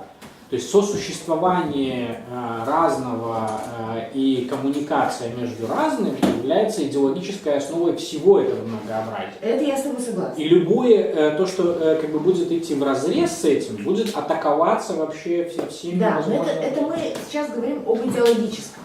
Да. Содержание образования, особенно в том рамках, контексте, который Иван стал задавать, да, про элитность образования, ведь оно связано не только с наращиванием идеологического, чем выше, тем более идеологизированные, нациопреданные люди рождаются, наоборот, скорее. А я имею в виду то, что связано с, мышлением и деятельностью. Да? Грубо говоря, университетские курсы, они всегда были построены, образование в университете, насколько я знаю, да? Оно как-то выстроено. То есть логика его выстраивания какая-то есть. Например, что сначала философия, литература, еще что-нибудь, потом управление, потом навыки практикования чего-нибудь, потом еще что-нибудь. И в этом это выстраивалось какой-то логической системой. Да? То есть кто-то по этому поводу думал, как это собирается в целостный образ выпускаемого не просто работника, а, например, элитные университеты будущего политического деятеля, да, которому нужно набрать определенный комплекс содержания, собственно говоря, образования. Когда Брюссель про это не думает, да, и когда у нас есть многообразие предложений, то как это собирается, никому не известно. Как это собирается, неизвестно, но когда ты говоришь, что нет этой позиции, нету одной такой позиции теперь. Нет, да. То есть теперь существует много программных фокусов управления национальным образованием. Да? И вот в чем штука, что это Европейский Союз, он уже и здесь, например, имплементирует свою политику в области образования, создавая и финансируя неформальное, например, образование, ЕГУ, еще чего-нибудь и так далее. Точно так же, глобальный рынок сюда может совершать свои интервенции, глобальное гражданское общество тоже может это делать, и так далее. То есть вопрос в том, что нет больше единого фокуса, который бы выстраивал это дело, существуют разные. Так, а не приводит ли это к разрушению этой Приводит. И просто такое ощущение, что Коля, конечно, зарисовал, но стрелочек он не нарисовал, а предложил такую штуку. Так выглядит, как будто у него базовый уровень как-то выстроен а дальше идут такие палки параллельные, вообще никак не связанные. Смотри, можно так, можно эдак, а можно вообще... Он не должен, эти штуки содержания не должны конфликтовать друг с другом. Вот то, что говорит Егор, что это означает? Да? Многофокусность управления системой образования. Это означает, что в рамках какого-либо одного фокуса, в принципе, может сохраняться иерархия. Но эта иерархия должна быть вычищена по то, чтобы она не конфликтовала с иерархией другого фокуса. Например, если ты хочешь получить MBA, там будет точно такая же структура, иерархия курсов. Какое-нибудь политическое управление в рамках МГО или что-нибудь. Там все будет строгенько. Да? Но поскольку фокусов много, то они берут, не кладут яйца в одну корзину. Там что-то нахватает, там нахватает, там нахватает. Все. Тут еще вопрос, поскольку тут не учитывается этого хаотичного фактора, про который я говорила, но тогда, если рассуждать в твоей логике, то получается следующее, что если у нас здесь, в этой бардачной системе, у нас есть не один, а несколько фокусов управления, каждый из которых, в принципе, имеет собственное представление о содержании образования и о технологии образования. Скажем так, что, куда нужно проходить.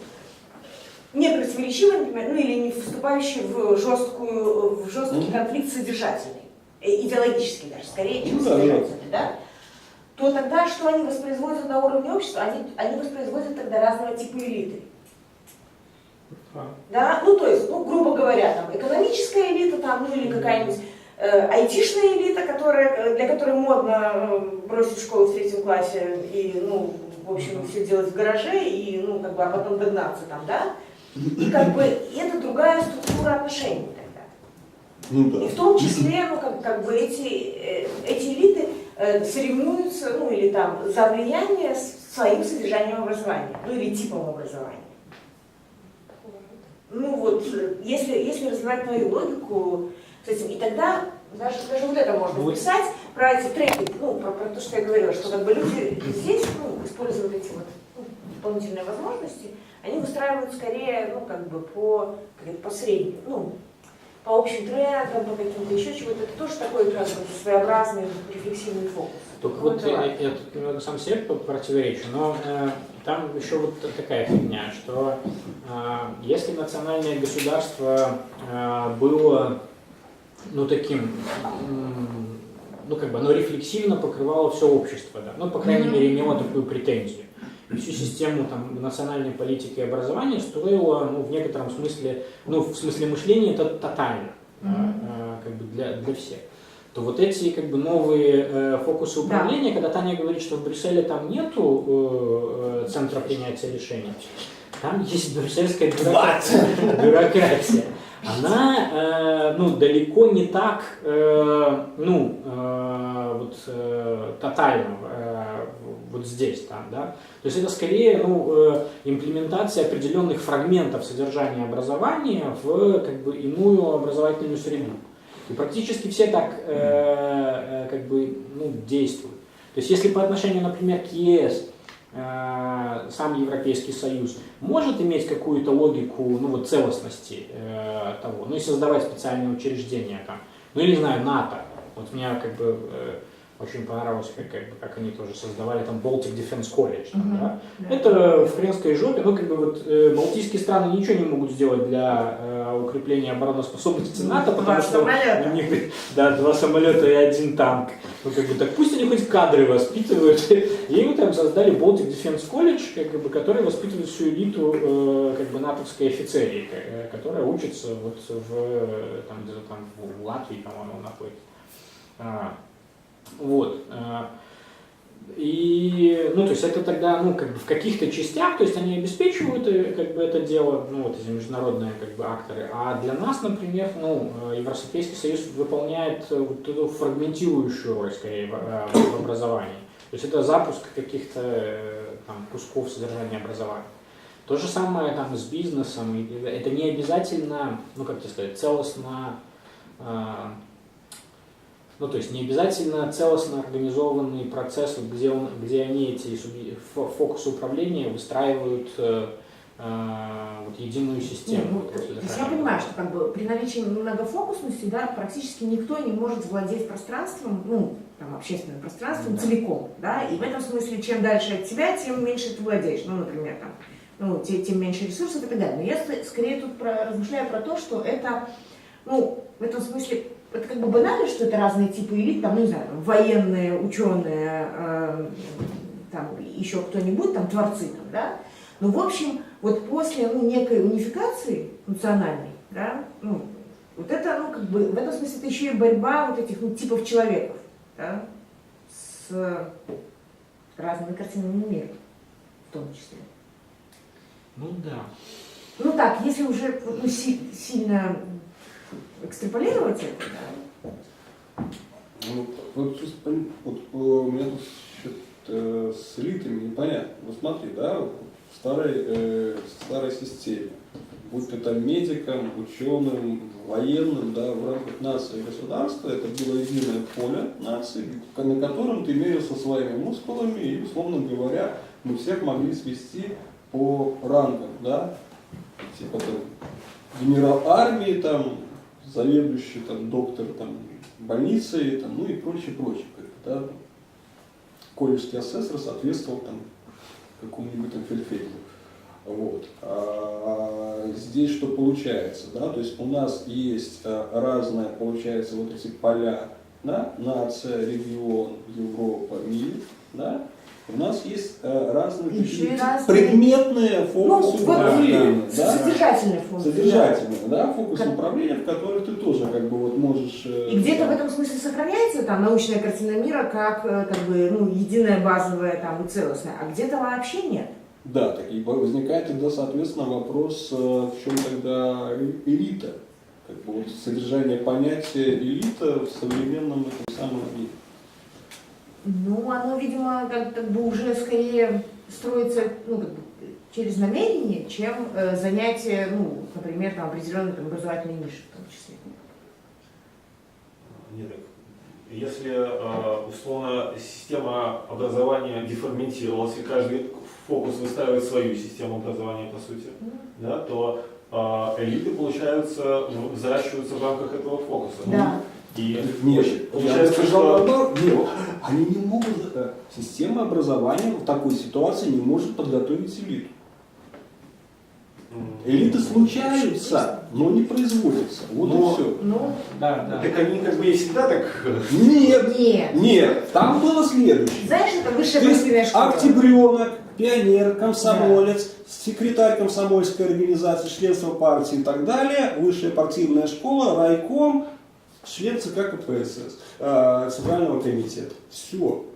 Вот тебе нормальный шаг. Это только в рамках нации, да, или такой квази-нации типа советского народа. Так, ну, они же как бы, ну, вот условно, вот если эту сосульку смотреть как, ну, путь, то есть человек после этого либо сюда пошел, ну, и вот тут, по идее, он элитизировался, либо альтернативно и здесь может, а может свернуть как бы и вот не встать. То есть, ну, если тут каждый фокус представляет свою целостную там, ну, систему образования, то, возможно, там вот как высшая школа там, европейской бюрократии там, где-то существует. Нет, ну смотри. Для этого он будет занимать это. Нет, это просто получается маленькие локальные какие-то эти самые штуки. То есть когда у нас четко, да, совпадает какой-либо вот этот, условно говоря, идеологический пласт, да, типа европейца, да, и четкий предметный фокус управления типа военный, то ты можешь быть элитным генералом НАТО. В принципе, да, такой вариант Пока еще есть. НАТО не разгромлено китайцами. Да. Вот. Или там это самое, там, адмирал Кузнецов там их всех напугает окончательно. Вот. Но, в принципе, таких вот вариантов, таких стратегий становится все меньше и меньше. Потому что у нас вот этих идеологических пластов, на которые мерятся этими самыми, да, становится гораздо больше, чем раньше. У нас не только одна нация. Да? И, соответственно, вот этих фокусов управления. Так подожди, а идеологию ты чего сюда притянул? То есть, Потому- Идеологически содержательно. идеологический компонент содержания образования, который раньше отвечал за формирование нации. Мы же до этого разобрались с тем, что там куча теперь появилась. Субрегиональный уровень, общечеловеческий уровень и так далее. Ты же помнишь? ну да. Вот. Я про это и говорю, что это уже, вот этот бутерброд, он слоеный, да? И на каждом слое можно формировать какую-то элитность. И не факт, В что ну, тут этом что-то смысле, как бы- понимаешь, как бы элитность тогда, ну, тогда элитность это скорее результат, ну, грубо говоря, там, политической борьбы и возможностей управления, реализованных возможностей управления.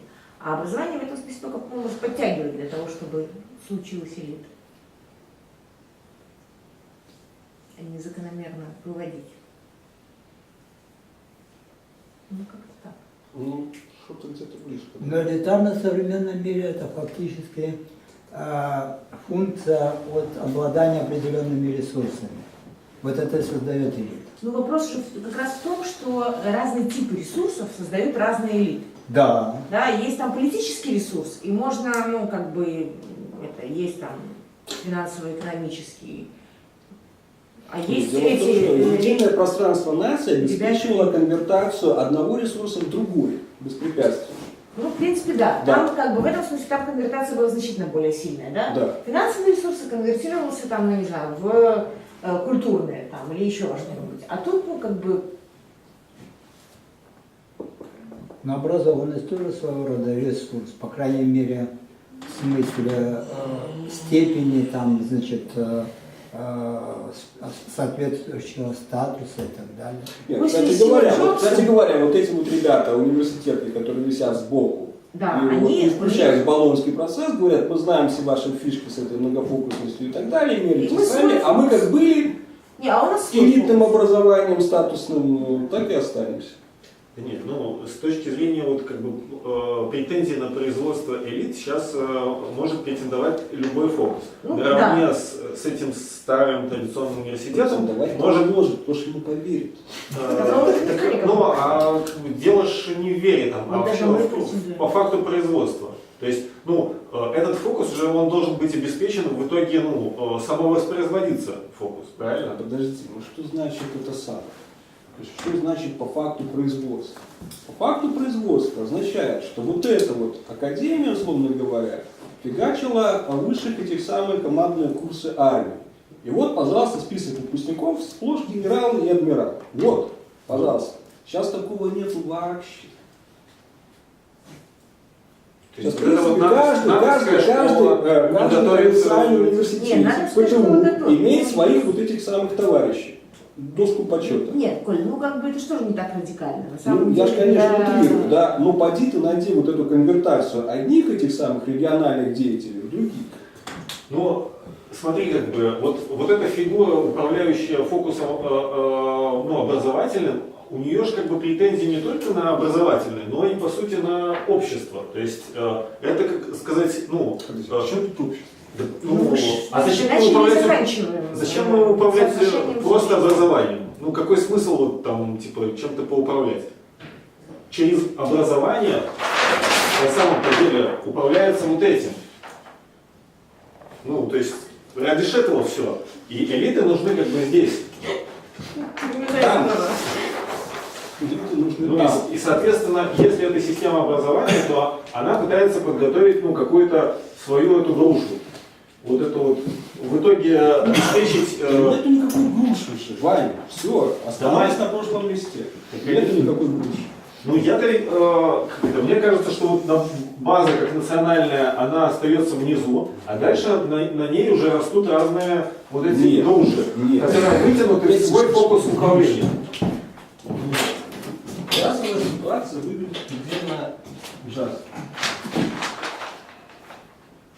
Вот у нас одно содержание какое-то идеологическое, второе, третье, четвертое, пятое, там регионы, нация, регион, человек, мира, и так далее, и так далее. Существует разные фокусы управления, вот этим всем.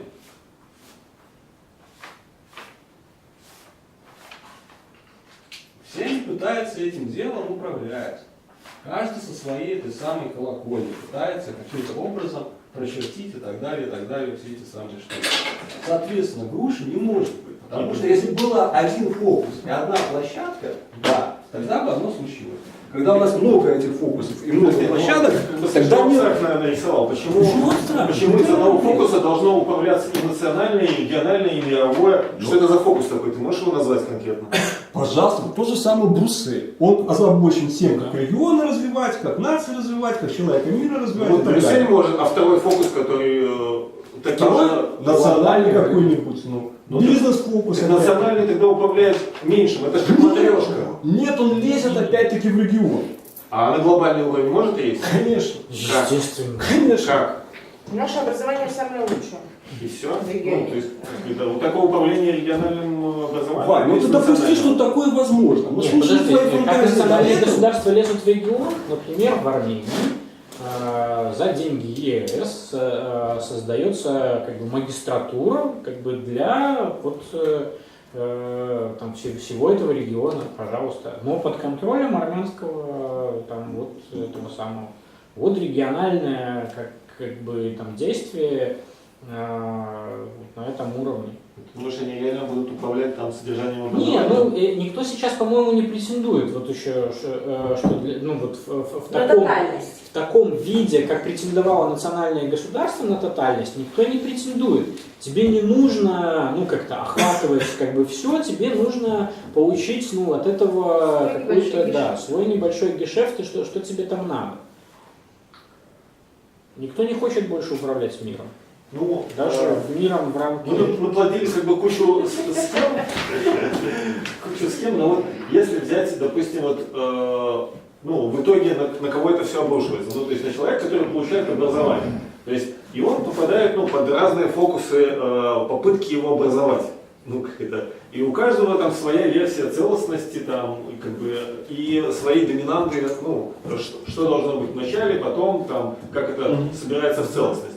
И тут получается то, что ты говоришь, случайность элит, что либо у него целостность, ну, под воздействием какого-то фокуса складывается, ну, Либо он болтается, как да, либо он остается навсегда на уровне как бы подложного смотри, формы. в принципе, это как вот повторение типичной школьной ситуации советской, да, там, ну любой, наверное, да. Каждый учитель предметник считает, что его предмет самый важный, что без этого предмета вы никуда, дети, не попадете, да.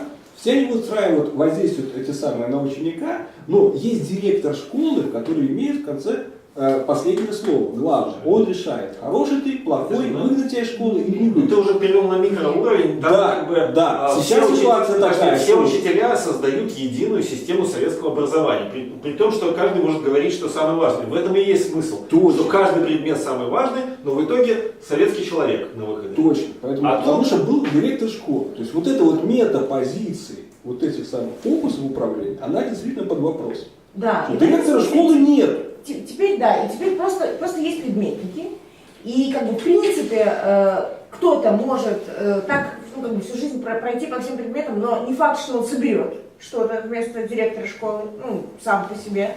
Но кто-то может, например, там двигаться в химии там, или физике, ну, грубо говоря, и как бы под присмотром учителя химии еще там подучить нужно физике, математике, еще чему-нибудь, и ну, дорасти до приличного там, Ну, химика, это ж физика как, или еще мне кого-то. кажется, это Это- модельная элитность как бы не переносится на производство элит, потому что Нет, ну, предметникам упертым в свой Нет, банк. Иван, я же как бы Подожди, а ты метафорически вот чуть-чуть говорю. элитность вперся. Ты не согласен с этим тезисом Кацука про то, что ну, то есть элитность, ну или вот приобретение этой целостности, которая была по образу и подобию национальной системы образования, это случайность сейчас. Ну, в смысле, Нет. случайность, случаемость. Ну, случайно. Это случается, Да. а не организуется. Ну, с этим я согласен, да. там, Не, вот я как бы, понимаешь, Нет, тут я не согласен, что случается. Это почему? Потому что это результат конкуренции разных, так сказать, социальных групп, направлений и так далее, и личностей, вот, которые в этой конкуренции приобретают те или иные ресурсы и выдвигаются совершенно не случайно. Кроме того, одним из важных ресурсов является приверженность к той или иной личности элитарной определенной массы людей. Например, в политике, значит, это голоса избирателей. В бизнесе это продажа большой массе людей определенных товаров или услуг и так далее, и так далее. Так что это не случайный процесс. Он, конечно, случайен в плане, так сказать, событийном, но он совершенно не случайен, как тенденция. Окей. Нет. Как правильно сказать, Таня? ну вот, ты понимаешь, мне так кажется, что, ну как бы, я, может, неправильно слышу, ну, то, что говорит Коля про эту случайность. Правильно ли я слышу, что ты говоришь, что если, ну, например, там, выстроенная система образования там, национального типа, советского типа, задавала целенаправленное воспитание элит, ну, образование элит, то на сегодня вот эти фокусы управления не ставят для себя такой цели. Я бы так сказал, что... Я-то думаю, Знаешь, что они... нет, в общем, для меня это на самом деле не существенный вопрос, потому что не важно, ставят они цель или не ставят, важно Вот я то, что отвечаю. никто же тебе не даст. Полностью, смотри, что Нет, означает... если что ты имеешь в виду означает- в смысле тотального контроля, нет, конечно, никто Да, не даст. то есть, Да. да, то есть они начинают это самое, как бы формировать, может быть, даже в своей идеологии полностью, как бы, формируя Да. из себя элитарного, завершенного человека, да, верхний Да. предел этот самый, идеал, да, но они не могут, там надо еще ставить место для других фокусов В этом управления. смысле, да. Да, ну, как бы, тут я согласна. В этом Смотри, смысле у них, ты да, можешь либо, ну, как бы, выяснение того, случился ты элитой или нет, ну, в смысле, вообще, как бы, элитность – это не процесс самого… не результат процесса образования, а результат процесса сначала образования, а потом сталкивания, ну, грубо говоря, этих элит на общем поле. Смотри. Нет? Нет? Так, вот что я вот, понимаешь, по этим своим рисункам, которые я писал. Вот, вот это заполненный полностью вся карта, да, он прошел все уровни, он там элита, и это мерится на одном пространстве нации. Да? Здесь, в этой ситуации, он не может полностью заполнить единым содержанием, он должен полностью вместить разнородное содержание себе в голову. Это раз. Во-вторых, еще и понять, выбрать, на чем это, собственно, меряется вот этим самым содержанием. Чтобы он был элит. То есть вот здесь вот элита возможна как результат производства образовательного, да? Как образовательное производство. Здесь это невозможно, это не результат образовательного производства. Это образование становится не просто условием, но никак не обязательно необходимым достаточно. Это, в общем, и... Да.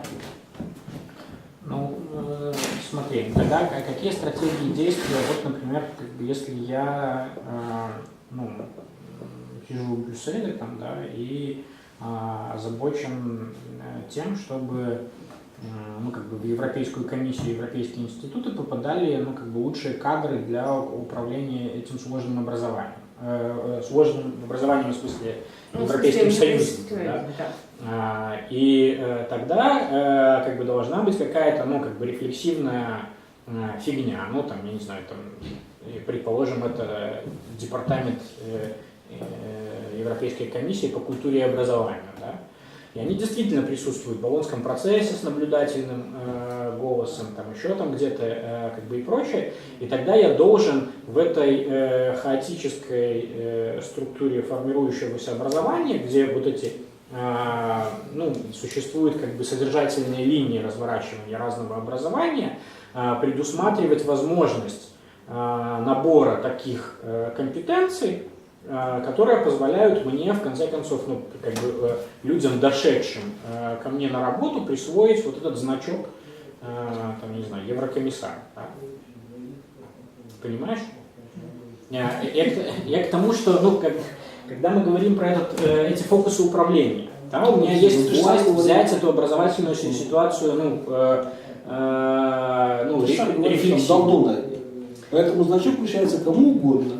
Кому угодно, подожди, они же создают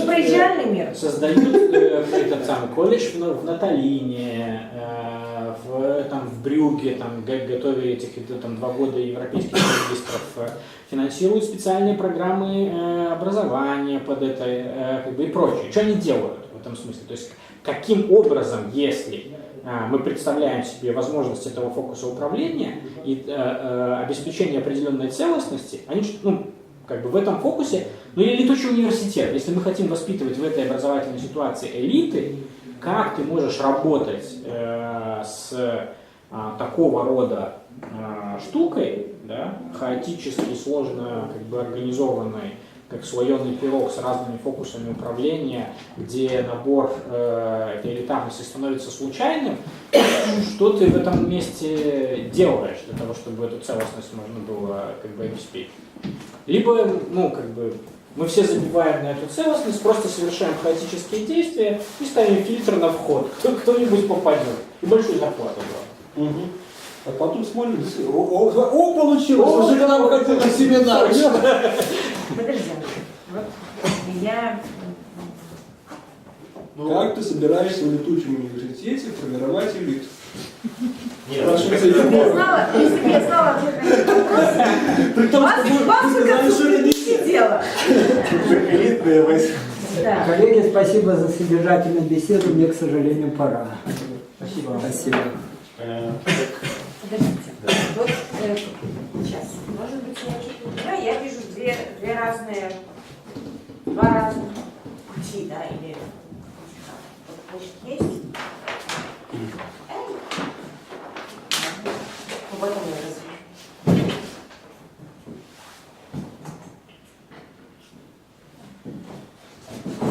Вот, там некое поле образования, да, и, скорее общественное поле. Да? Собственно, нафига мне там элита, мне же нужно что-нибудь там делать. И вот там еще университет, например, как там некая рефлексивная там какая-то хрень, которая предполагает, ну, что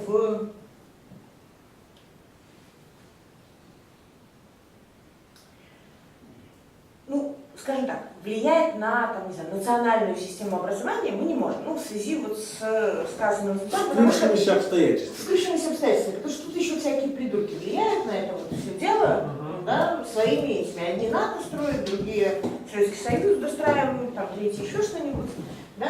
У меня, ну, как бы, и при этом здесь у каждого из них, ну, якобы существует некое свое представление о, ну, как бы, человеке, которого они воспитывают, ну, в этом смысле элитарном человеке, да, ну, правильном, хорошем, ну, не просто там гражданине, а, ну, там, не знаю, политике или там, ну, в общем, элитарный, да, человек элитарный. И у меня есть некое представление о человеке элитарном, к которому прикладывается представление о содержании образования. Например, оно у меня есть. Да? И как бы я могу пойти следующим путем. Создать свой детский сад, школу, профтех, ну, чтобы потом обеспечивать, ну и университет, да, и внедрить сюда содержание образования. Это в принципе возможно. Ну, да? Дети, И отсюда как бы у меня выходит там энное количество этих подсобных рабочих и энное количество людей, которых я воспитала как нужное. Например, система религиозного образования в Равенате, да. в Израиле. И как бы и здесь уже эти выращенные эти андроиды вступают в конкуренцию на поле, ну, на там, общественном поле с выращенными андроидами из других. Да? Это один способ. Второй способ – это сильнее подумать. И поскольку тут разные образовательные конструкции сейчас существуют, скажем, на белорусском поле, да, там университет. программа интересная. А? Ну, кластерный анализ провела быстрее. Да. То как бы моя задача сюда пытаться там внедрить какие-нибудь кусочки, там, эти видеокурсы дополнительно наколбасить там и так далее. И только на определенном уровне, ну, имея в виду, что я сюда внедряю всякого говна, на которое влияют все остальные тоже. А потом я здесь ставлю эту на вход, и здесь такой университет делаю, и этого чувака выращиваю. Ну, типа того, да. И это как бы две разных этих самых. Это, ну, грубо говоря, касталия, ну или там еще чего-то, да, мы тут своих растим, а это другой вариант. Мы как бы пытаемся, ну, охватывать всю и бороться вот здесь вот с другими содержаниями образования, как-то их там между собой состыковывать. Детские учебники, взрослые учебники. Маскевича, который топает ногами, пишет, почему забыли про мышление. Ну, да, в детском саду. Ну, чтобы привыкать. Ну, я бы пока... Ну, это ты про... Вот когда ты говорил про внедрение и потом отбор, это вот про это. Ну, скорее. типа В этом смысле Брюссель действует скорее так. Вот скорее так оно действует. Брюссель, значит, это рассыпает эти... Да. Как там эти люди ходят, это вообще их проблема. Ну, по большому счету, да? А потом мы ставим на вход какую-то хрень и... А вот его... Ой, смотри, вот Помянул, понимаешь, а? Только про него это самое вспомнил. Они там кладут высокую систему мотивации.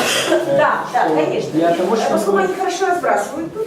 Да, они хорошо разбрасывают информацию, рекламу, как бы Много престижность элементов сюда. поднимают. Видите, в принципе, это не их забота, чтобы человек, ну, как он дойдет до этой дырки, в которой последние эти самые, где они его проверят на определенный набор там чего-нибудь и выдадут крышечку сверху. Ну, в смысле, небольшую накладку и плюс там социальный капитал.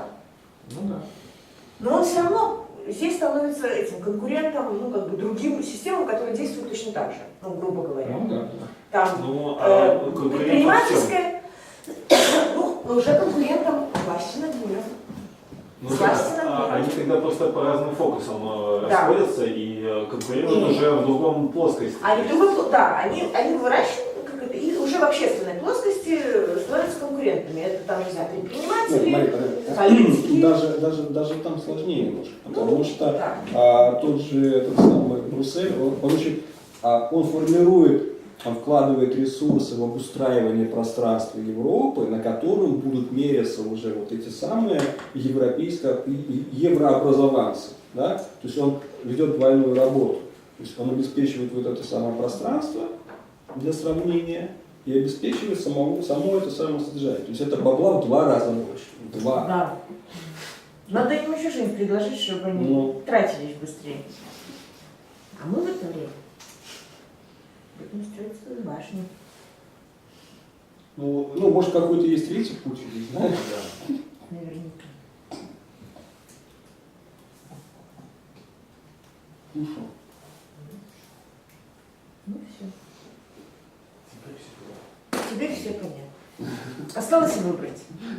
Если у нас есть бабло, пойдем вторым путем. Если нет, Почему? Первого, что для первого не надо? Может, слушай, ну для первого все проще. Собираем. Там в 2 раза меньше Там в бабла. 2 раза, В даже 2. в 3, потому что там можно ограничить количество толщины башни, понимаешь, собираем сейчас, значит, детей, всех выгоняем. Нет, подожди, ну ты же не знаешь этого статистического закона сколько надо детей, чтобы на выходе хотя бы одна... Возьмем N танков. Вот насколько хватит бабла на детей, столько и возьмем. Вот как бы, если, то есть, короче, несравнимые объемы бабла. Я не могу сказать, в каком больше надо. Да, в 2 раза больше. Я тебе Не, это вопрос выбора, как раз он вопрос инвестиций и ресурсов, а не,